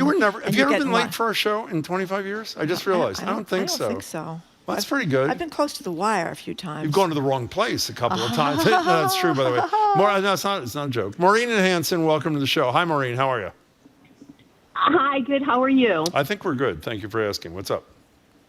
Well, I can relate. My husband is a time stealer. Mm-hmm. Meaning? And we've been married for 34 years, and he has a hard time being on time for things. Mm-hmm. And in the beginning, found this frustrating. We have a son, and we'd be on our way to a birthday party or a wedding, and he just could not be on the mark. So I guess, take the George W. approach And I said, okay, because it's stressful to the person that's waiting, right? Right. So I just said, okay, we're going to leave at this time. And after a few times of us leaving at that time, he started to improve because he didn't want to show up in a separate car at a separate time. But, you know, I don't think people who are late are thinking about the inconvenience to other people. Can I tell you, can I disagree with you? By the way, I'm sure there are different examples. To Marjorie's credit, and she is far less late than she used to be. Yes, I have. No, but when you are late, because Maureen said she doesn't realize the pain in other people, you apologize so profusely to everybody. So even if your husband didn't get it, some people do get it, don't you think? Oh, yes. No, I agree. Yes. Okay. But I'm with you. I'm a George W. Busher. I'm not, but I know what you mean. Maureen, thank you for the call. We appreciate it. Now, did you see this text that the Swedes have a word for this? Tids optimist? Hygge? Sorry, Hugo. Oh, sorry, Hygge? No. You do Hygge. You're late all the time. Tell people what that is. Hygge is... I don't even remember. What the hell is Hygge? It's like when you relax under a blanket or something in front of the fire. You I do don't something. Hygge. That's the Swedish thing. Can you look it up and put it on our Comrex here so I don't look like a total fool, Jamie? The Swedish say they are not inconsiderate. They're just bad at time management. Yeah. They're optimistic about how much time they have or how much time it takes to complete a task. Okay. And that's a big one. What's the word? Tids optimist? Tids optimist. That's what it says. Who says that? The Swedes, Jim. Jamie, what is Hygge? Right after Can you get this to us quickly before the show? No, it's not Hygge. It's Hygge. Do you have to say it? Are there any Swedes in the audience here? No, there are not. No Swedes. Okay, Ellen in the car. What do you think, Ellen? Hygge. Thank you. Oh, Hygge. Well, that doesn't help me explain. Good. Oh, here it is. Hygge is a word in Danish. I said Swedish, same thing. In Danish and Norwegian to describe, you're right, a cozy, contented mood evoked by comfort and conviviality. Now, the problem is... Jim is always surprised when I'm right, isn't he? He's always surprised. Maybe. Yeah. But let me just say, Marjorie, you're right. If you are full Hygge, you're going to be late for everything. Would you not agree? I would say that's problem. That's right. It's not a good idea. Okay, go ahead. I'm sorry. Okay. Ellen in the car. I'm sorry. We interrupted. We're all sorry. Everybody's sorry. Go ahead, Hi. Ellen. What's up? The horseback riding teacher again. Hi, you guys. Oh, hi, Ellen. How are you? I'm good. I'm trying not to be late to go to the movies with my friends being on hold. So that's kind of funny. Oh, that is kind of funny, yeah. Go ahead. Yeah. Go ahead. So I am one of those people, and I come from a family of those people. My aunt was the worst, always 2 to 3 hours late. Oh, my God. And my mother kept trying to excuse her because she was eccentric. But I think it's just we are a family of ADD and ADHD. My poor brother, had a horrible time with it, and he was very smart, but always really late. And what changed me is that a friend of mine said, I know it's part of your brain, but she said it really gets to be really rude. Yeah, and, exactly. And it really upset me. And so I really work on trying to be on time, and I do the clocks backwards, but it's training. Annie, stop. My dog starts talking. She's saying hello. I have a corgi. Hello to your dog. Hi, corgi. Yeah. Yeah. So part of that is just trying not to be rude and really training yourself. Training, exactly. You really got to train yourself. Exactly. Like you train a dog to pee outside. That's how you train this. By the way, thank you for the call, Ellen. Here's LT watching us on YouTube. This is something we should take up. Can you and Marjorie do a whole show in a Danish accent? That would be wonderful. Monday, Jamie. Monday we'll do that whole show. Not only a Danish accent, we'll do it in Danish. So tune in Monday for our Hygge experience. Okay, listen to this. About being routinely late. Take up some traditional Chinese martial arts or be in a sports team or join the military. You'll receive a level of painful feedback when you're late that will dissuade you from this. Is an American trait, this person claims. In many other cultures, it's not as bad as this. So you can, if you buy some tickets in Germany and you show up late, you might miss the entire first act of a play. Can I tell you that? They think it's Jared's an about to join us. Egotistical thing. That's what they say. I'm sure Jared feels the same way on this. I know this is radical. I honestly believe that if you show up at a play, for example, or a concert, and you're late, you got to stand in the back of the hole until it's an intermission. That's right, Jim. Would you, no, I mean, Just your mic in front of down. me. No, would you not agree? I mean, wouldn't that teach somebody Well, a lesson? especially if you're like if you're on the end. And you gotta get up all a the million time, yeah. times. But a lot of people that are texting Thank you for that, feel Marjorie. really bad about being late. They really try. They try and they just cannot seem to fix the problem. very sad. So Okay, good. they're trying, Jim. Okay, They're they are trying. That's the point. Okay. Ezra, you're in Somerville. We're talking about lateness for another couple of minutes. Welcome to the show. Hi. Hi, thank you. Yeah, it's my first time. Wow, another one. Welcome. Yeah, Love that. I think everyone has a lot to say about it. Okay, go ahead. Yeah, so I thought that there's this thing about the anxiety versus the adrenaline, and I feel like the reason that I'm always late and I feel horrible that I am like that is that I know I can get things done at the last minute. I can always study for a test at the last minute, get it all done, and so I'm not worried about it. Somehow it'll get done and still be that adrenaline. But a realization I had is a part of my life where I'm not like that. I can never find my keys or anything like that. It's always, crazy. But one part of my life where it's not like that is when I learned to fly planes, I started to realize that I have to put all my things back where they belong, and I have to be there at time, or else like bad things could happen, or the examiner might think I'm terrible or whatever, So I guess I realized that when there was that life or death part, then it changes. But as a life or death part, and you pick a wonderful example, does that translate into or trickle down into being not late in other non-life and death situations, or was it one and done? No. It just doesn't. Yeah, I wish it would. For some reason, it's just that, Well, good luck, and you're an honest man. Ezra, call us again. Thank you. If your kids are in an after-school program or at childcare or something, a lot of places will charge you $1 a minute or $2 a minute, and so if you're 20 minutes late, that adds up to a lot of money. That has been an incentive for people to show up on time. How many times during our early working together phase, I don't know if it was when we were doing television at NECN together or the other radio station, how many times would I be talking to you late afternoon and you would look at your watch and say, oh, you know what? Daycare's closing in 11 minutes. Yeah. And talk about guilt. I know. It's very, very stressful. That's why my children tell me they spent most of their childhood hanging out with the custodian at the daycare or the school they were at. Can we end with some bad news? An anonymous texter who's obviously been listening to the whole show said, how am I supposed to train my brain about this? Didn't Meredith Goldstein just say you're washed up after 30? She pretty much did in terms of brain change. When they put down new cement on the sidewalk and it's soft for a while and then it hardens and then it's like a rock concrete forever. That's what she was saying about the brain after 30, Jim. Well, that's great. I really look forward to that. Now, your brain is over 30. You are probably almost never late, correct? That's true. And what motivates you? I think it's this job, actually, because we always have to meet deadline. You obviously can't show up late to work, and so I think I have transferred that over the years into How my do you real feel life. about somebody you're at a play or a performance and somebody shows up 10 minutes late, block your vision, make noise, has to walk through you? How do you feel about that? Oh, my favorite is when they go into the wrong row, and then so all the people stand up, and then they all stand up again, and then they go another row, they all stand up, and then they finally sit down, and then they sigh when they sit down. That's my total favorite. Right. No, I think they should be kept in the back until a moment. Yeah, because the talk to your friends in the industry. Why can't you do a lot of them do that, because the thing with theater is that you want to be invested and you're in it, and then all of a sudden you're just yanked out of the whole thing. Yeah. Don't they do that at the Boston Symphony? I don't know. They don't let you in until the break? Until the break. I think so. It's just great. Yeah. Okay. What's the show thing? Well, we're talking a lot about what's coming out of Washington. It's been a huge week for impact on the arts and the mandates. Artists have appealed to the NEA to resist the Trump executive mandates against programming arts content around DEI issues and other issues. We of course saw what happened with the JFK Library. We'll talk about those effects. Even Dolly Parton is affected in Indiana. What happened to Dolly Parton? They're not funding her library there. So there are so many. Well, listen to the Culture Show. He doesn't like Jolene.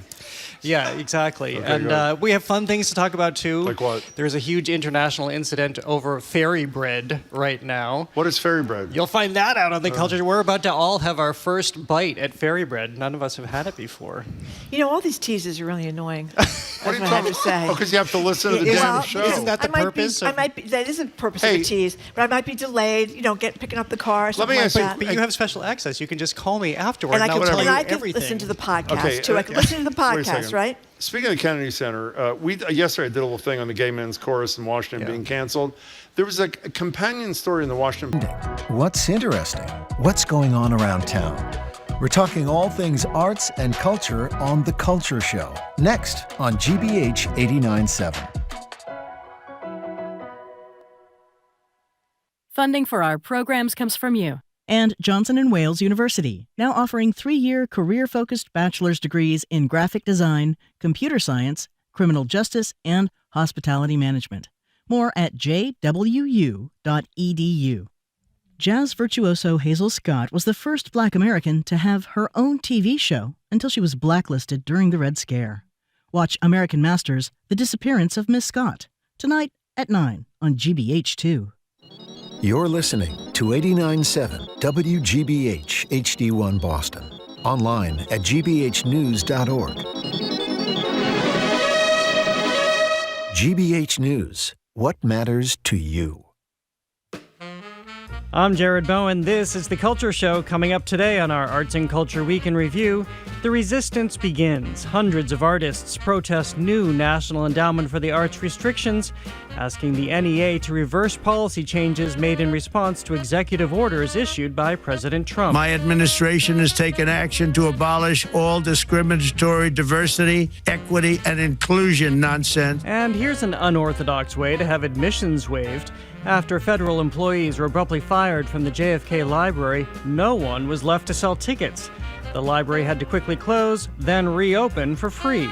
Ask not what your country can do for you. Ask what you can do for your country. And the very words that I'm speaking right now might be brought to you by Sheryl Crow, who, in protest of Elon Musk's maneuverings, sold her Tesla and donated the money to NPR. Not everybody can donate a car to something that they care about. For me, it was important because I understood that NPR would be going away. And that is where I get my news, as well as PBS, places that I can count on that are not based on algorithms. From there, when it comes to Kentucky Fried Chicken, it's finger-licking goodbye, with the restaurant headquarters leaving Kentucky for the Lone Star State. What is happening? What's next? Jersey Mike's becomes Maine's Mickey's?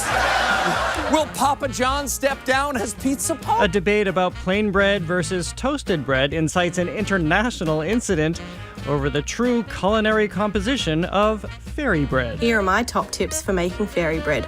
Always start with white bread, never any other kind. Add a generous amount of butter and then dip the buttered bread into the sprinkles. Plus, it turns out that the new kids on the block never left the neighborhood. Donnie Wahlberg will star in the Blue Bloods spin-off, Boston Blue. I'm Detective Daniel Reagan. Ring a bell? That and more, all right now on our Arts and Culture Week in Review. The Culture Show is made possible in part by a generous contribution from the Fiducia Fund. Gender says it recognizes two sexes, male and female. So, first of all, my response is that the way that it's stated, it implies that there's some discrimination going on with diversity, equity, and inclusion. I have to say that that is the exact opposite. But what it means for the artists who have used these grants and their opportunities to explore all aspects of themselves and their art, and usually their art is part of who they are. So you're actually shutting out some artists is what's happening here now. It's not just about shutting out a piece of art, if you will, but it's really talking about pushing out artists. It seems to me, and so I don't know if this will have what response it'll have, but they wanted to be clear and not be silent. They said. Yeah, it's like a series of chess moves almost, right? This open letter, I can't think of a world that we're living in, maybe you can, but I can't, where this has a material impact, right, on the executive reviewing, what these directives are. And so, but you can't stand by, right? If you're an artist that, feels that they will be impacted, by these directives who are applying to these grants, you have to say something. You have to at least let the people know what side you're standing on. And so that got me thinking, though, about what we're even doing right here. What's the role, then, of a critic who engages with this art, who engages with the art that will come out of those approved grants? Because remember, in addition to what you said about the DEI and the gender ideology stuff, there also is like an encouragement for the applications to focus, right, on the origins of America and its, glory for 250. So I think we're going to just kind of get a glut of the same. And so, yeah, there's a role for critics in that too, I think. Well, this is where I come into this, and it's exactly that point. It's one thing to exclude artists from certain programming, and I'll point out where I'm going through, because I think there might be value in this, actually. But when you have instruction, quote unquote, for artists to celebrate the nation's rich artistic heritage and leadership. This is an instruction about what artists are to do. So where I was going with this may be a good thing. Don't waste a good crisis. This could be a good point to evaluate funding in the arts in this country. I have actually stood on this very stage here at the library and talked about the importance of government funding for the arts, just like we see it in Europe. That helps things like free admission. But if it's contingent upon different administrations, maybe this is a point at which we examine, do you move away entirely from arts funding because that gives you independence? Well, I'll follow up what you said in this way. Every time we go to the Olympics, I am reminded that funding that comes from other governments for their athletes really inspires a general communal feeling, not just from government higher ups, but from the people, that they own this, that they are part of funding those people, and we often don't have that. So I've often wondered if this in national parks. We're seeing this in a number of other places, National Institute of Health, but here in this case they had to shut the library down, and they said initially the next few days would be free because they have to get people up and running to train that system for admission.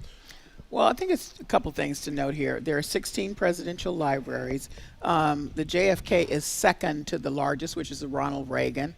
No other libraries, to our knowledge at this point, have gotten directives to cut staff, just this one. I mean, if you put that together with the Kennedy Center in Washington, it looks like a directive. And I have no other way to think, but okay. Do you think it's linked to the Profile and Courage Award at the JFK Library? It could be, because the last Profile and Courage Award, which is a big piece at the JFK Library, featured people who stood up for democracy, and that's how it was defined. And one of those persons was Liz Cheney, who, as everybody may recall, was on the House Select the House Select Committee. I was trying to get it out, looking into January 6th, and was then more recently pardoned by President Biden for fear that she might be assaulted by those who disagree with her participation, and so could be. But there you have it. Yeah, and I mean, if that's the case, that's a very sloppy barb, right? Because what we're seeing, like you had said, the people that are let go because of these so-called kind of efficient directives, right, are people that are integral to the running of the library, right? And so that's the problem with efficiency. Everything becomes a number, and you don't think about what that number is or what it's actually for. And one of the details that really stuck out to me was when the director of the museum or the library had to come down, they didn't know how to log into the system, and I think we're going to be seeing a lot of that, unfortunately, make the cut and then figure out retroactively what you need to reinstitute. And that is itself like one of the most inefficient things that I can imagine. So, yeah.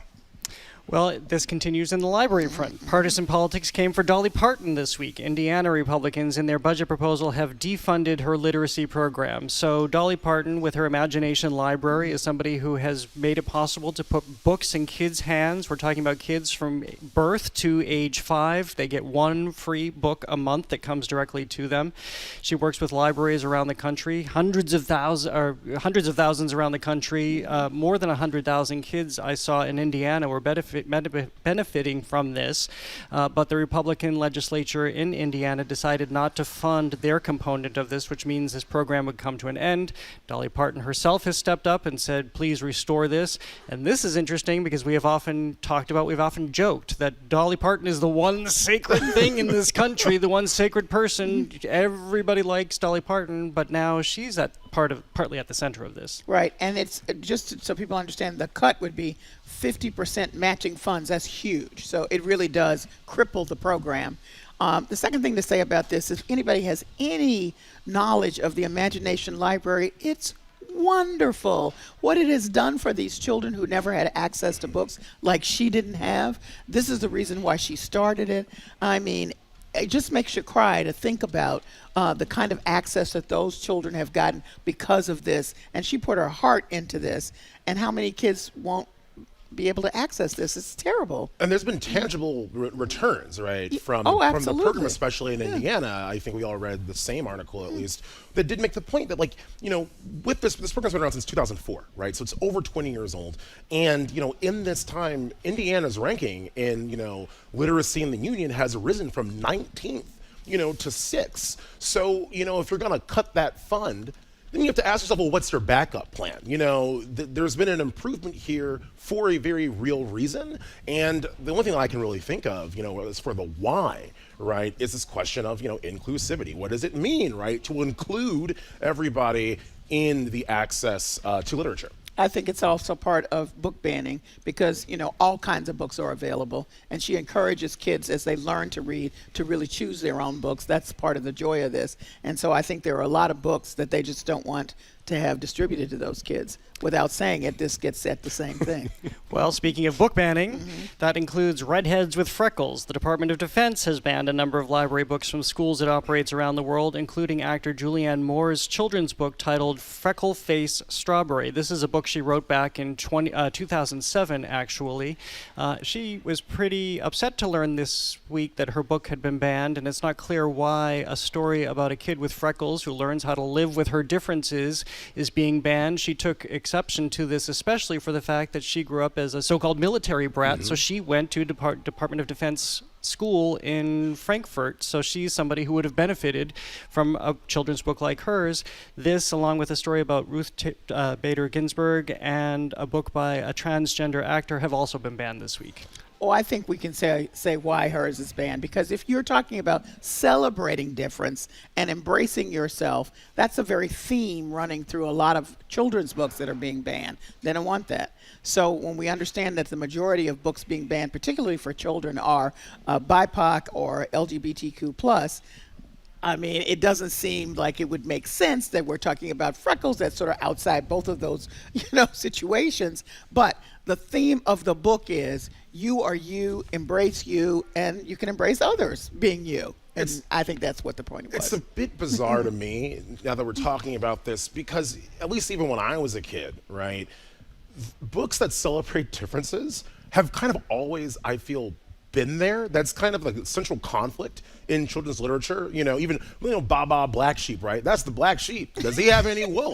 No, I'm serious, right? You have a book about, actually there is a freckle face book. There's a couple of them actually. One is about losing a tooth. Oh man, I lost my tooth. What am I gonna do? You're the odd one out because you lost a tooth. And, you know, it is setting a stage for, you know, early readers, right?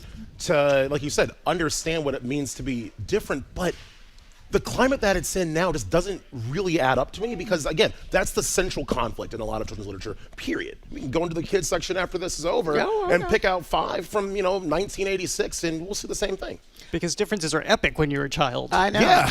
But I'm guessing this one, these are freckles. They're on her face. It's skin. I'm just relating, going on down the line to see what's been banned. I don't know, but on the other hand, too, maybe it's just the red hair. Maybe these overlords bring back discrimination. I don't know. Right.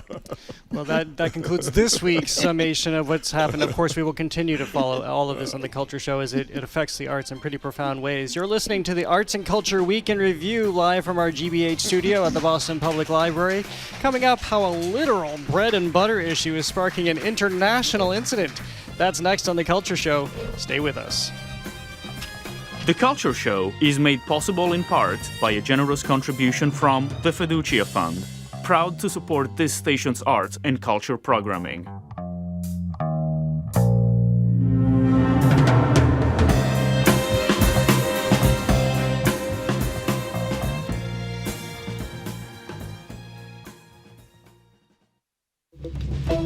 I'm Arun Roth. Coming up on GBH's All Things Considered, Massachusetts Congressman Stephen Lynch is leading a rally against the Trump administration's layoffs in the federal workforce. And for this week's Joy Beat, we feature an organization breaking down transportation barriers for low-income families by providing them refurbished vehicles free of charge. Those stories and all the day's news starting at 4 on GBH 89.7. Funding for our programs comes from you And the Museum of Fine Arts Boston, hosting Art in Tune, an evening of live music inspired by the MFA's collection of art and musical instruments from around the world. February 27th from 6 to 8. MFA.org. And Boston Symphony Orchestra, presenting Tchaikovsky's Violin Concerto, March 13th through 16th at Symphony Hall, where music lives. Conducted by Teddy Abrams. More information at bso.org. And the law firm of Davis Malm, taking care of your business from startup to sale. Learn more at davismalm.com. Davis Malm. Lean, agile, strategic. Massachusetts is the lottery capital of America, but how we got here is a story of crime, power, and scratchers. I'm Ian Koss. Listen to Scratch and Win wherever you get podcasts.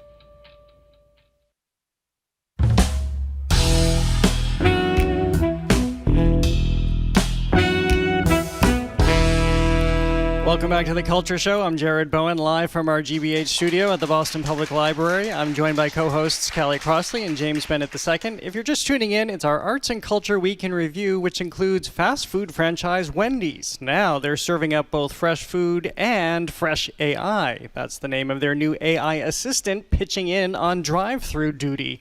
So Wendy's has talked about rolling this out at hundreds, if not thousands, of stores this year, where you'll pull up to the drive-through and you will no longer be talking to a human, but you'll be giving your order to AI. And already, where the select places where this has been tried, it did not go well because people said they got their order wrong, they couldn't customize it.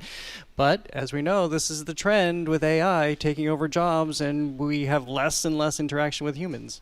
Sorry, it's called Fresh AI? It's called Fresh AI. Okay, that was a meeting that was had. Here's the whole thing. If it's not going to work, I don't know how you sell it. I recognize it's a trend. I know we're going forward, but I'm the one that will not get on the highway because I miss having the real people at the stations when you would change your money. I don't like those transponders. So, I'm not the one to sign off on Wendy's. Wait, so how do you get through the highway now? I don't go on the highway. I go around. I'm just saying. Fair enough. Anyway, I don't like this. But I particularly don't like it for people who would take part in it, but be mad because of what you just said. It's wrong. I mean, they're not going to get it right. And even beyond that, right? We live in this, version of America, where wealth is hyper concentrated. We live in this version of America where, the economy, whatever that means, is on everybody's mind. Job availability, inflation. And when you have, right, a software like this, that is actually, right, taking a job, part of me is like, if we have this collective, there's this climate of economic anxiety, why are we protesting like Wendy's HQ? Why is there not like, a march on the drive-through? That would be a very interesting thing to see, but at the same time... Because nobody's going to be listening, that's why. But also, you think about those small interactions you have day to day. Those add up. Those make you feel, like a person. And I'm kind of worried that maybe we'll get to a point where you can go an entire day living, in a city or in a society where you don't even just have a passing, conversation of exchange with another human being. We're not going to get any more Ben Affleck, J-Lo ads from the Dunkin' Donuts drive-thru should they go in that direction. But the interesting thing, I noticed that people have pointed out that McDonald's has employed technology in a helpful way. So often you go to McDonald's now and you can tap on the screen. So yes, again, you're not interacting with someone. However, what they've noticed is that they're able to upsell on these screens, and that provides more work for the kitchen and therefore more jobs in the kitchen. So in some ways, technology works sometimes, but McDonald's apparently had tried this out, went somewhat down the road with AI and then dialed it back, but figured out this new screen technology worked instead. I don't know why Wendy's wasn't paying attention to McDonald's. Let me point out that part of the cultural mystique of McDonald's is the fact that their ice cream maker never works. Never works. So they should have concentrated on that. Also, they named it Fresh AI, so I don't think that Wendy's was really thinking much at all about how this would be implemented. Well, staying with the fast food realm, here comes TFC, as in Texas Fried Chicken. This is just such a wild story. KFC and the Colonel are leaving Kentucky for the Lone Star State, relocating the U.S. headquarters of Kentucky Fried Chicken to Plano, Texas. This obviously got a lot of Kentuckians really, really upset. I mean, the Colonel, sitting by a motel in the 1930s, I think it was, is where he began first selling Kentucky Fried Chicken. Of course, it expanded, and the first franchise restaurant was in Salt Lake City, but they have been there forever, and now they're following this migration of other companies for tax incentive reasons, lighter business regulation reasons, to Texas. And taking with them all the 11 herbs and spices that the Colonel came up with. I mean, I think it's a loss of the cultural piece of it, and of course, it also is practically a loss because those are people's jobs as well, moving. I also think it's interesting that moving to Texas in a company that in a food company, lots of the people that work the food staffs are persons of color, and Texas, as we know right now, is like a not really a welcoming place, as we'd say. The president might not like the word inclusion, but I would just say that they're not very inclusive on those fronts. So I'm just very interested to see how this particular company will fare there along those lines, in addition to the fact that it's just, a loss of the cultural piece that made it Kentucky Fried Chicken. I guess they started when they went to KFC, which was really to de-emphasize the fried, but it actually took away the Kentucky piece as well. And so I guess that just made them more ready to just be, homogenous. That makes me wonder, though, for people under the age of 25, do they know what KFC stands for? Do you think they would? No, probably not. Yeah, yeah. I mean, it's remarkable that they held out for that long, even because Texas is home to so many fast food and casual dining chain headquarters. I think Applebee's, Olive Garden, I believe they're all in Texas, and so it almost feels like maybe KFC was a bit of a hometown holdout, but eventually they got stuck. And they're part of Yum Brands, which to your point owns Taco Bell and a couple other Pizza Hut. Pizza Hut. So it's all coming out of Texas now, and the Governor Andy Beshears has pointed out they leveraged the Kentucky history, the Kentucky culture, and they basically used it up, exploited it, and then picked up and ran out of town. That's right. Colonel Sanders, by the way, is still buried in Louisville. He's not moving anywhere. And it was huge when he died. They flew to have staff, right? Yeah. And they also, the company says, Yum Brand says, they're going to give $1 million to the Louisville College of Business, as they're leaving. And do a franchise restaurant in the state. So they're recognizing those ties, but they got to go. Well, we'll stay with food for a second because we have the story of an American man who took to TikTok and toasted 2 pieces of wheat bread and incited an international incident. So if you're here at the library or if you're streaming online, you'll notice that on our desks we have these very colorful pieces of bread, and this is called fairy bread, which great sound. Nice touch.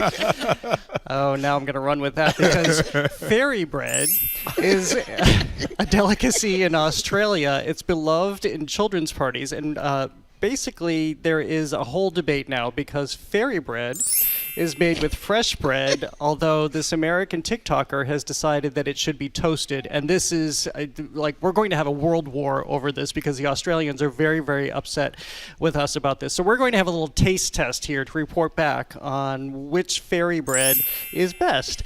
And so while we're doing that, while we're tasting, so you don't have to hear us eat, here's how to make fairy bread, and here's how to make fairy bread. That's direct from an Australian sprinkle company's Instagram. Here are my top tips for making fairy bread. Always start with white bread, never any other kind. Add a generous amount of butter and then dip the buttered bread into the sprinkles. When you're cutting, never cut squares, always triangles. Gives the most satisfying sprinkle to butter to bread ratio with the minimum of crust. Once you've made them, serve them straight away and you'll be the most popular person at the party. Enjoy. I did not enjoy. I just put mine is no longer in my mouth. That's all I'll say about that.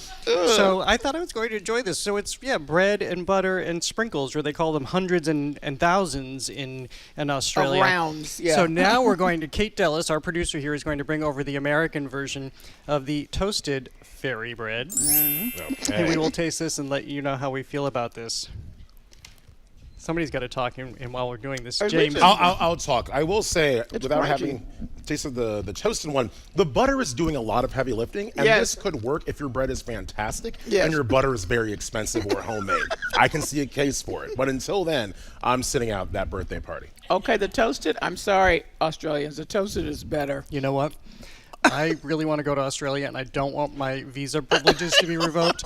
But I also love the toasted version. Yes, because it's getting a little closer to cinnamon toast with the sprinkles, because the heat is doing something with the sprinkles. The sprinkles are just sitting on top of this butter with the untoasted. So the toasted one's a little better, but let me just say that I won't be searching for this. I'll just have cinnamon toast, and it'll be great. And this is apparently also inspired by a Dutch treat, because the Dutch use bread and chocolate, as you might imagine, and then they use bread, butter, and then chocolate sprinkles. Well, that makes sense to me, because as I was saying to you guys before, that's more like a Heidi thing. So, with your hot chocolate and your get your braids out and your bread and chocolate, that feels good to me there. I mean, I do like the level of feuding over this between us and our Australian cousins. I also love that the New York Times has a 68-word recipe that takes up a full URL on how to make this, just in case you could not figure out in which order to place Wonder Bread, butter, and sprinkles. But, it's good to stand for something so passionately. It's good to be a fan of something. It's good to champion your version of the thing, as long as the stakes are pretty low. This is fun competition. And it's good culturally. Yeah. Do we think the Australians really like this, or are they just grasping it? I mean, do we have any Australians in our audience today? They like Vegemite, maybe somebody can share some insight. I really thought I was going to like that. I'm so disappointed. I mean, the other part of this is that as people have pointed out, some of the sprinkles in Australia have the dye that is outlawed here in the United States and Europe. They taste better. So taste better and take years off your life. Well, that's true, too. Especially when you're serving it at a children's birthday party. Good point. All right, well, that went down in flames, I feel like. But you should always taste something first before you make a decision. And if you have your fairy bread, you're supposed to cut it diagonally. God, Brian is so quick to the draw. Really on it. Sprinkle. All right, well, coming up, Donnie Wahlberg joins the Boston Police Department in a Blue Bloods spin-off. That's next on The Culture Show. Stay with us.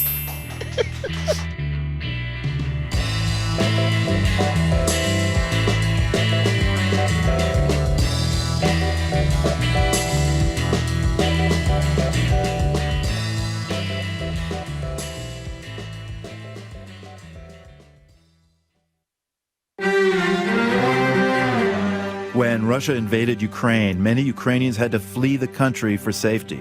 Оно не может сравниться. I can't compare this feeling to adrenaline or any other good feeling, this man says. 3 years later, we check in with Ukrainians in exile near the Russian border. That's next time on The World. This afternoon at 3, here on GBH News 89.7. Our programs are made possible thanks to you. And American Repertory Theater, presenting The Odyssey. From the Cyclops to the Sirens, audiences can experience this cultural touchstone's mythical adventures like never before. Now playing through March 16th. amrep.org. And Direct Tire and Auto Service, offering a full range of services, including brakes, shocks, diagnostics, and AC work. Direct Tire and Auto Service. Not just service, customer service. DirectTire.com. And Bernadine Sung Megason with Compass Real Estate, serving buyers and sellers throughout Greater Boston. Learn more at homesbybernadine.com. Local news, trusted coverage. Always on the GBH News YouTube channel. Subscribe today and watch on any device. Just search for GBH News on YouTube. GBH News, what matters to you.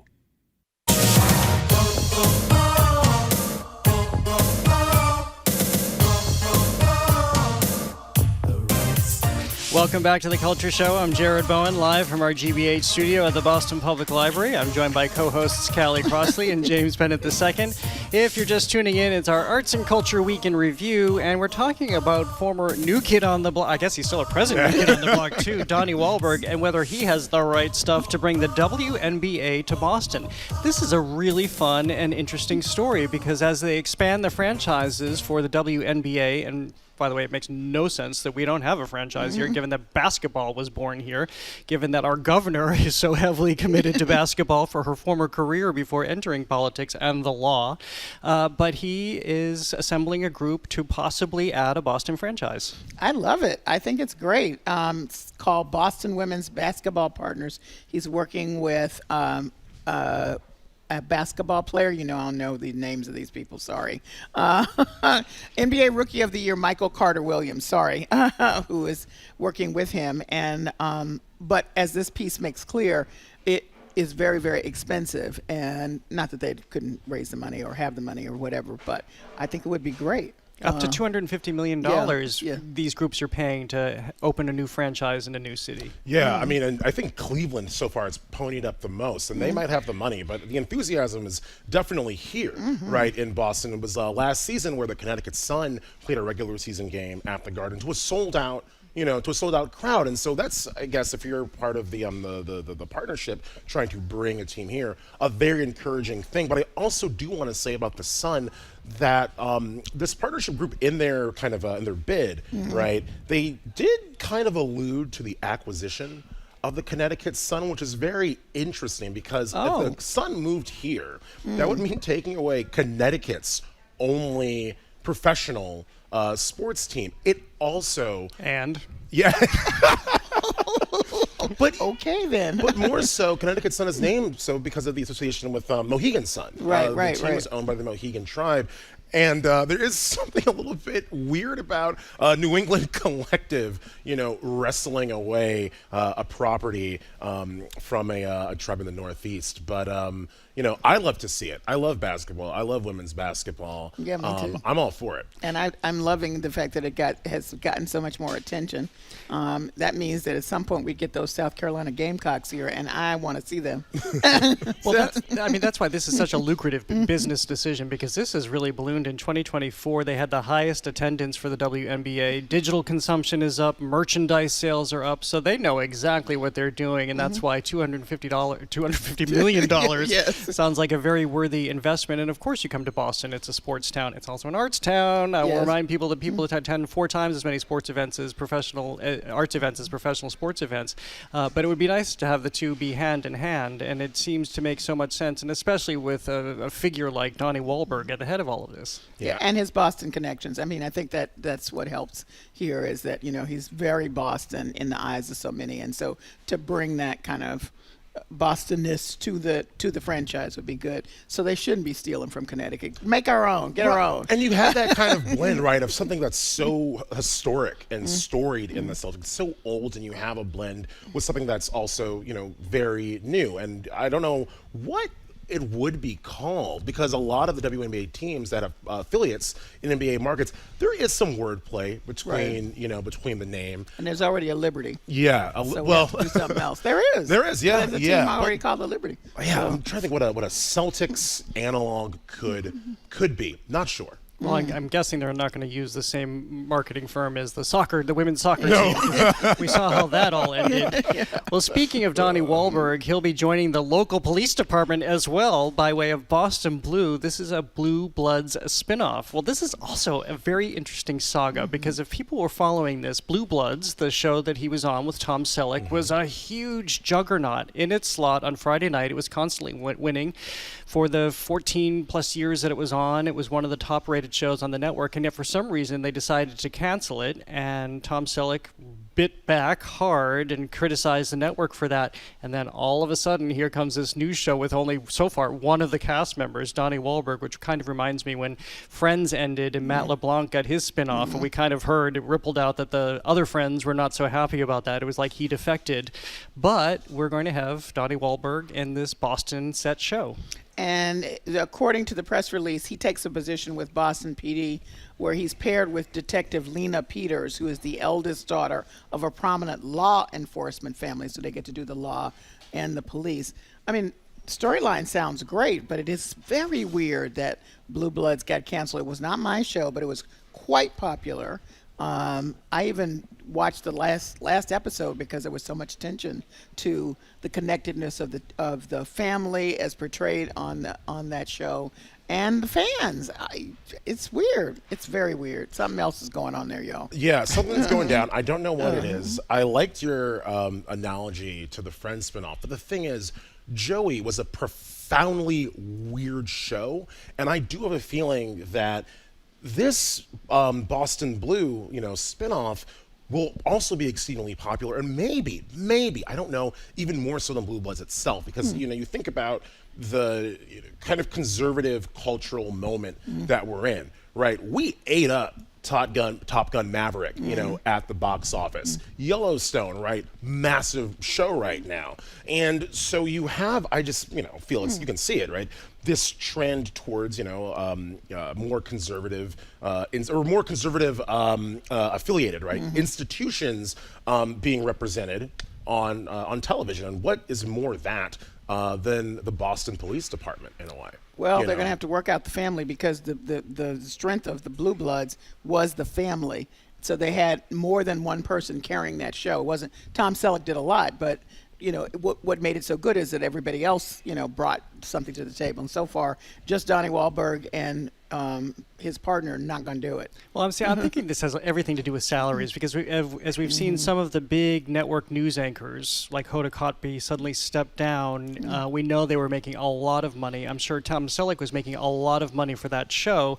And if they realize they can put something in its place and take some of that DNA and put it together in this new police drama without paying all of these salaries for people whose salaries balloon over the course of 14 years of a show, then you have a much less expensive show to put on the air because typically you also have a pilot that has to go through various iterations and then it goes onto the network schedule. This one was sent straight from the pilot stage, maybe not even the pilot stage, straight to being on air. That's right. And it's gone soon, this fall. It's coming this fall. Yeah. They haven't said if it's going to be in the same time slot as Blue Bloods, which would just be more salt in the Tom Selleck wound.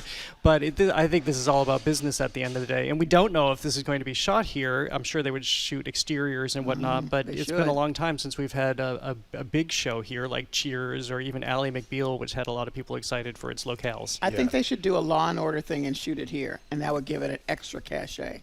But to your point also about salary, it doesn't even have to be Tom Selleck's salary alone. It was a huge ensemble. So even if the salaries didn't bloom, they had to pay a lot of people just at baseline, really. Well, I'll check it out, but what I want to know is if Donnie Wahlberg will commit to giving his character that Selleck mustache to do some of that heavy lifting, too. Well, we'll stay with TV for a moment because things are getting sudsy on CBS as well with the upcoming debut of Beyond the Gates, the first black daytime soap in 35 years, and really the first soap opera to premiere in, I think, decades, if I have this correct, since the 1990s.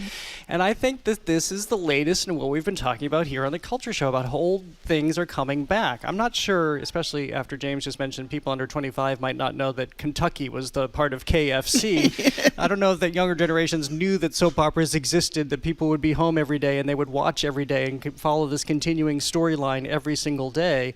But in following this trend of younger generations wanting old things to come back, magazines, CDs, cassette tapes, to have soap operas come back is fascinating, and even better that it's a black cast. By the way, if you're watching here at the library or streaming online, you'll see this cast of, we needed to have an effect for this Beyond the Gates. I know. Here they are, and this launches on Monday. Nobody can watch it. Nobody here can watch it. Nobody listening can watch it because it's on against the Culture Show. So just you have to tape it, record it, and watch it later, which I will be doing. It's really exciting. There was another black soap opera called Generations that was in 1991, and so this is historic in that way as well. It's also historic in this, look at the context that we're talking about now in terms of art and what kinds of pieces of art and media get picked up and supported. I did note that looking at CBS a little bit as they described the show and the excitement about the show coming on, they never said it was a black show until the actual sitting down with the cast members. But leading up to it, they just said it's a new soap opera, which I thought, okay, James, before we get to you and we continue talking about this, here's a little bit from the trailer to the upcoming soap opera Beyond the Gates. Good morning, Mrs. Dupree. Have you spoken to Danny? Danny was blindsided by Bill and Haley's affair. Well, so much for stop by for a cup of coffee.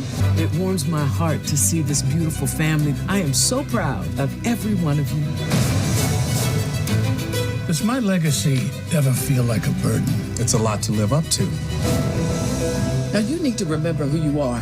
A Dupree woman. Find your inner strength. Ooh. I love it.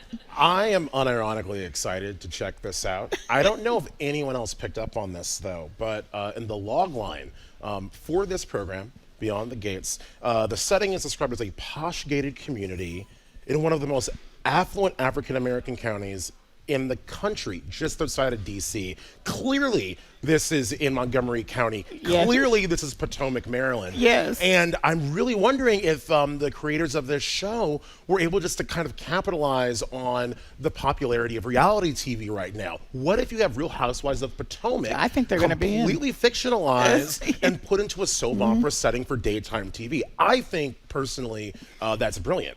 I think there's some of them are going to be. In fact, I thought I saw one of them in an ad that went by very quickly. Yes, I said I'm sure that's my imagination, but anyway, it'll be interesting. I love good makeup and good clothes and drama, and I love Tamara Tooney, who plays the matriarch. She's gorgeous, and she's a soap opera veteran, so she really has her chops to do this kind of work. And on another cultural note, though, too, I'm starting to wonder as well, because it's a daytime soap, right? So a lot of folks are at work or at home watching, but for those that can't watch as it's airing, like, I don't know, us,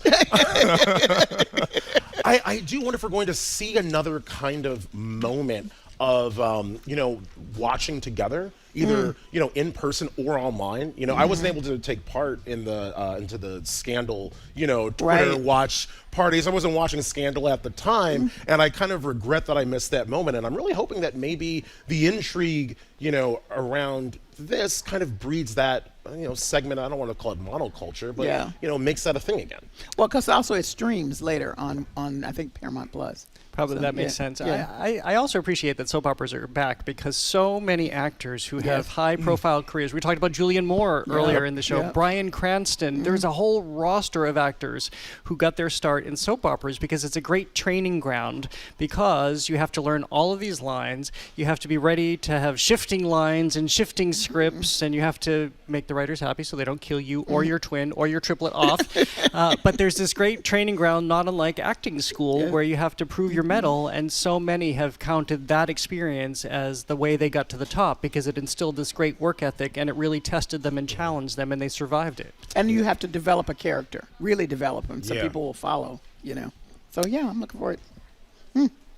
Well, we're going to switch to music for a second, and you might want to thank Sheryl Crow for this live public radio broadcast because we saw an interesting story this week. It got posted all over social media accounts, but this was Sheryl Crow decided to sell her Tesla, and then she received confirmation that the Tesla was sold, and she turned around and she gave her money to NPR. And this is a little bit a way of going back to what we were talking about at the beginning of the show and ramifications of what's coming out of Washington right now.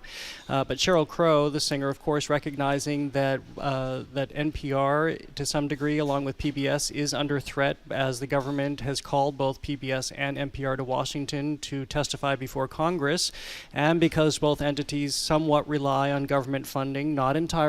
In our case at GBH, it's a fraction of our funding, but it is a significant amount. She wanted to turn around and help us, and here's what Sheryl Crow posted about her reasons for donating her Tesla to NPR. She also addressed the haters, as she called them. Also addressing haters, why did I not give it to hurricane victims? I give a ton of money to things I care about, including hurricane victims and the environment and safe schools, Sandy Hook, cancer research. So let's put that aside. Not everybody's going to be able to donate a Tesla, but if you're looking for something to do to make sure that your voice is heard, I feel like people are getting desensitized or completely freaked out and feel like they're helpless. You don't have to feel that way. Just call your representative and tell them how you feel. She made a big impact with what she did there. And I know it's self-serving, admittedly, to be talking about this on the air on NPR, but we think it's worth mentioning this week. Yeah, Teslas are cost from $42,000 to upwards of $94,000, so somewhere in there. That's a good chunk of change. I mean, it's a great example of leading by example, right? You know, it's good to know that Sheryl Crow was a viewer like you. Yeah, exactly. And I don't think it was that difficult for her to part with a profoundly uninspired design of a car, if I must say so for myself. Yeah. Well, we appreciate Sheryl Crow, and I'm sure she's got a whole bunch of hand crank radios that are on her way to wherever she lives right now as a mug. As a pledge specialist. We'll send smug bugs and hand crank radios and earbuds and water bottles, all the stuff. She gets all the things. All right, well, that lightning is that sound that means we're moving on to our lightning round, which are the stories that caught our attention this week. Callie, what's yours? Cynthia Erivo will be hosting the Tony Awards. That's the show everybody will recall. It honors the Broadway shows and the off-Broadway shows. She, of course, is a wonderful, wonderful actress, singer. What can't she do? She's starring in Wicked at the moment, and she's nominated for an Oscar for that role. She's won a Tony. This is the 78th annual Tony Awards, and it'll be in New York City at Radio City Music Hall. And she was just here getting the pasty pudding pot from Harvard, and she's really excited about taking on the role of host. And people can get a preview of it. Did you just say the preview of this at the Boston Pops when she performs there? That's right. right. So I'm sure we can. We may even be her rehearsal audience. That's true. For the Tonys as she tries it out live at Symphony Hall for Yeah. opening night at Pops, which is really, really exciting. I know. A chance to see her live and in person. Of course, her voice is just incredible. One would say it defies gravity. Yes. Well done. James, what's yours? We all know about the 1992 Dream Team: Michael Jordan, Larry Bird, Magic Johnson, Charles Barkley. But a new documentary from HBO is reaching into the annals of a less frequently told story about this Dream Team, which is the time that they lost to quote-unquote amateurs, i.e. college players, run up to the Olympics. And the whole premise of this is in 1992, the International Governing Body of Basketball allowed professional players to play in the games, and that left a lot of college players sidelined and really upset because they thought they were next up to represent the red, white, and blue in those Olympics. And so they took to the court, and they just ran amok on this, super team that could not be taken down. And so go check out Grant Hill and Chris Webber and Penny Hardaway doing their magic on Magic Johnson and Larry Bird. Fun fact, Grant Hill's mother graduated from Wellesley, the premier women's college in the world. Just want to put that out there. Why do you say that? What's your association, Kelly? I'm one of the graduates, too. Oh, and I should also say the name of the actual documentary on HBO is We Beat the Dream Team. Very straightforward. Okay, very nice. Good. Well, since my lightning round, I got cut short a couple of weeks ago, I have two this week. Okay, go ahead. And the first is White Lotus has dropped, of course, on Max, and now people have the opportunity to live the White Lotus life. Although the merch that we've been talking about, even the popcorn buckets, it probably capped out at about $90 or so. But the White Lotus merch, which people apparently are just scavenging up, they're just hoovering it up. It includes hundreds of dollars for a suitcase, really posh bags, really posh slippers and hats, all so that you can have the White Lotus experience. As if enough people aren't having the White Lotus experience, because so many people are going to Thailand, where it's said that it's impossible to get a reservation. It's impossible to get reservations in Italy, where they were last year. I mean, this is unbelievable. It has become not only a fictional show that everybody loves, but it has become a lifestyle brand. I love it. I mean, that's part of the benefits of having that tax relief here in Massachusetts. You want to have a hit show. You want that blues show to tape here, and people will come here, do the same thing. White Lotus season 4 in Massachusetts? I was talking about the Boston Blues show, but we'll take that. Let's make sure they're not going to come and scout right now when it's just wretched, icy Massachusetts. So my other lightning round hits very close to home, and I don't know if we're allowed to talk about it, but we're going to, because usually Guy Fieri is really, really secretive about his show and what's coming up on his show. But we have an inkling, because we often pay attention to Dallas news here at the Culture Show because our producer Max Chow-Gillette, often mentioned at the end of the show, his family has been reported on in the Dallas newspapers because Guy Fieri recently visited his family restaurant, and it's called Hello Dumpling, and it is likely going to appear on Guy Fieri's show tonight on Diners, Drive-Ins, and Dives. And we are very, very excited for him to see. His mother has worked so hard in launching this restaurant and a second one in the Dallas area. Whenever Max goes home, he works at the restaurant, as does the rest of his family. His sister, I believe, is at Wellesley. Now I'm just spelling out all his details. There you go. There you go. So we are so excited for that family. And again, if you're going there, it's Hello Dumpling. Yay. And the whole family works really, really hard. I have told Max that it'll probably be super, super, super successful now that they're going to be on national television. And I don't want to be in a face-off with his mother if she calls him home to work permanently, because we value his contributions here on the Culture Show. But everybody should tune in for that tonight and see. We should be getting a box of those dumplings, shouldn't we? I agree. They haven't come yet. Max and your mom, we know you're both listening. Well, that's great. Yeah, we are very, very happy for him. Well, that is all for this edition of the Culture Show, and it seems I've lost the rest of my script, so I might just make the rest of this ad lib.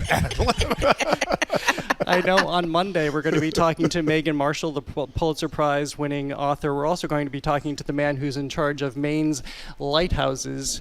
And what else do we have on the show? We have... did you want to ask me what's going on Under the Radar? I do want to ask you what's going on Under the Radar. I'm doing my annual review leading up to the Oscars of Asian American representation in film, TV, streaming, because after the blockbuster success of Crazy Rich Asians, it just broke open a whole new era of representation. So we're talking about all these new streaming shows, new roles for folks in the highest grossing movies and other projects. So it's big fun. James, what can you tell us about what you've been working on? Yeah, so I am currently diving into the world of the black villages of Lexington and Concord and the soldiers that fought there during those early battles of the Revolutionary War. And also, should mention as well, Bunker Hill. So you're going to get some Revolutionary War history with me coming soon. And also want to mention on February 27th, GBH Music Jazz is going to be presenting the group TRIAD with sax player Edmar Colon, and I will be hosting. So, yeah, let's get some music in. Which is fantastic. Now, we've had a little bit of a clock snafu here on the show, so we have one segment left to talk about. Earlier in the show, we ran out of time to talk about this. I think this is also going to go back to what we were talking about at the beginning of the show, but there's a successful joy movement right now that had partnered with Target. And Callie, why don't you start to tell us about this? We want to talk about how the DEI rollback is now affecting the businesses, too.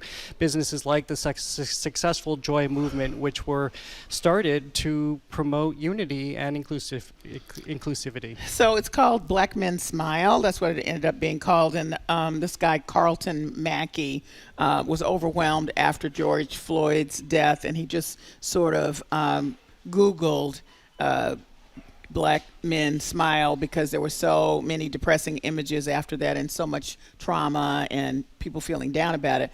And he said he couldn't find anything because black men were only represented in the down ways. And so he started this hashtag and just started reaching out to guys to say, hey, why don't you talk about it? It grew into a little mini movement. Now you got all kinds of folks with the hashtag smiling images, and then it's grown so big as it's turned into apparel. They had some apparel that at one time sold at Target for briefly, and now of course will not be there because Target has stepped back from its DEI inclusion effort, and so a lot of vendors like him will not be represented. But nevertheless, the movement itself goes on, and it's just, he said, it's just important that in all times, but it's particularly in stressful times, that you have an understanding that black men are full humans and they have joy too. So it's a great movement, and people are excited about it, continue to be excited about it. And what I don't necessarily understand, just looking at this from a business standpoint, when you have so much spending power by all communities. Why would you exclude one? I mean, we're talking about well over $1 trillion when you look at the purchasing power of the black community alone. It makes no sense to me because Target has collaborated with so many black creators and Tabitha Brown, Pattern Beauty, Bevel, Scotch Porter, and that caters, specifically to, like you were saying, like that market segment. And so icing out, that market with an announcement of rolling back, these DEI initiatives makes absolutely no sense. Walmart did the same thing. Right. There's a reason why, I was at Target and not at Walmart. Right. And particularly during Black History Month, it was a place where you could find Carlton's material and other people's material, and so that's a loss right there. I can't even imagine how much loss that was for Target. And we should point out that the Dayton family, which originally owned and founded Target, pointed out that these were not the values of their father. This was a letter, I believe it was published in the LA Times, what they're seeing right now, and not the values of their father, which is all about the customer's always right, and it's always about community, and they're not seeing this happen right now. All right, we have put the show back together in time to end the show. It's called a collage. Yes, and exactly. a assemblage. Yeah. We were very avant-garde performance artists about the show today. That's correct. That is all for this edition of The Culture Show. You can tune in Monday, as I mentioned, for Pulitzer Prize-winning writer Megan Marshall on her latest book, and we meet the man protecting the historic lighthouses of Maine. Thanks today to the BPL technical and logistics crew, Maddie Geyer, Bill Francis, Sandra Lopez-Burke, Juan Jose Cadena, Chris Hanks, Pat Lally, and Olivia Corcio. It was the fairy bread. That's what did it. Really threw off their access. There's some evil fairies in there. Thanks as well to the Lennox Hotel and the Newsfeed Cafe. I'm Jared. It's the Australians. That's what they've gotten into our show already. I'm Jared Bowen. Have a very great weekend. Woo-woo! Where's Mary? Where is she? Where is she? She's just about to close up the library. The Culture Show is made possible in part by a generous contribution from the Fiducia Fund, proud to support this station's arts and culture programming.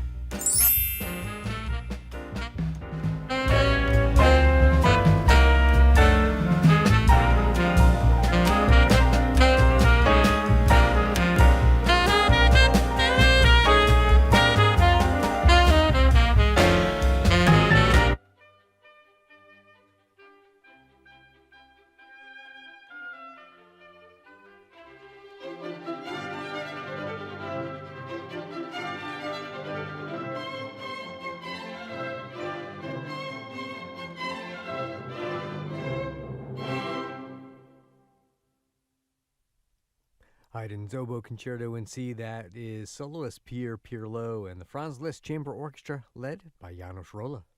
Support for WCRB comes from you and Boston Ballet, presenting Mikko Niesinen's Swan Lake, a classical ballet masterpiece. This tale of love and loss features exquisite dancing, breathtaking sets, plus Tchaikovsky's iconic score, performed live by the Boston Ballet Orchestra. On stage February 27th through March 16th at Citizens Opera House. Official tickets at bostonballet.org. Classical Radio Boston is WCRB-FM 99.5 HD1 Lowell, Boston, WGBH-FM HD2 Boston, WCAI-FM HD2 Woods Hole, WJMF-FM HD1 Smithfield, Providence, and at classical.org.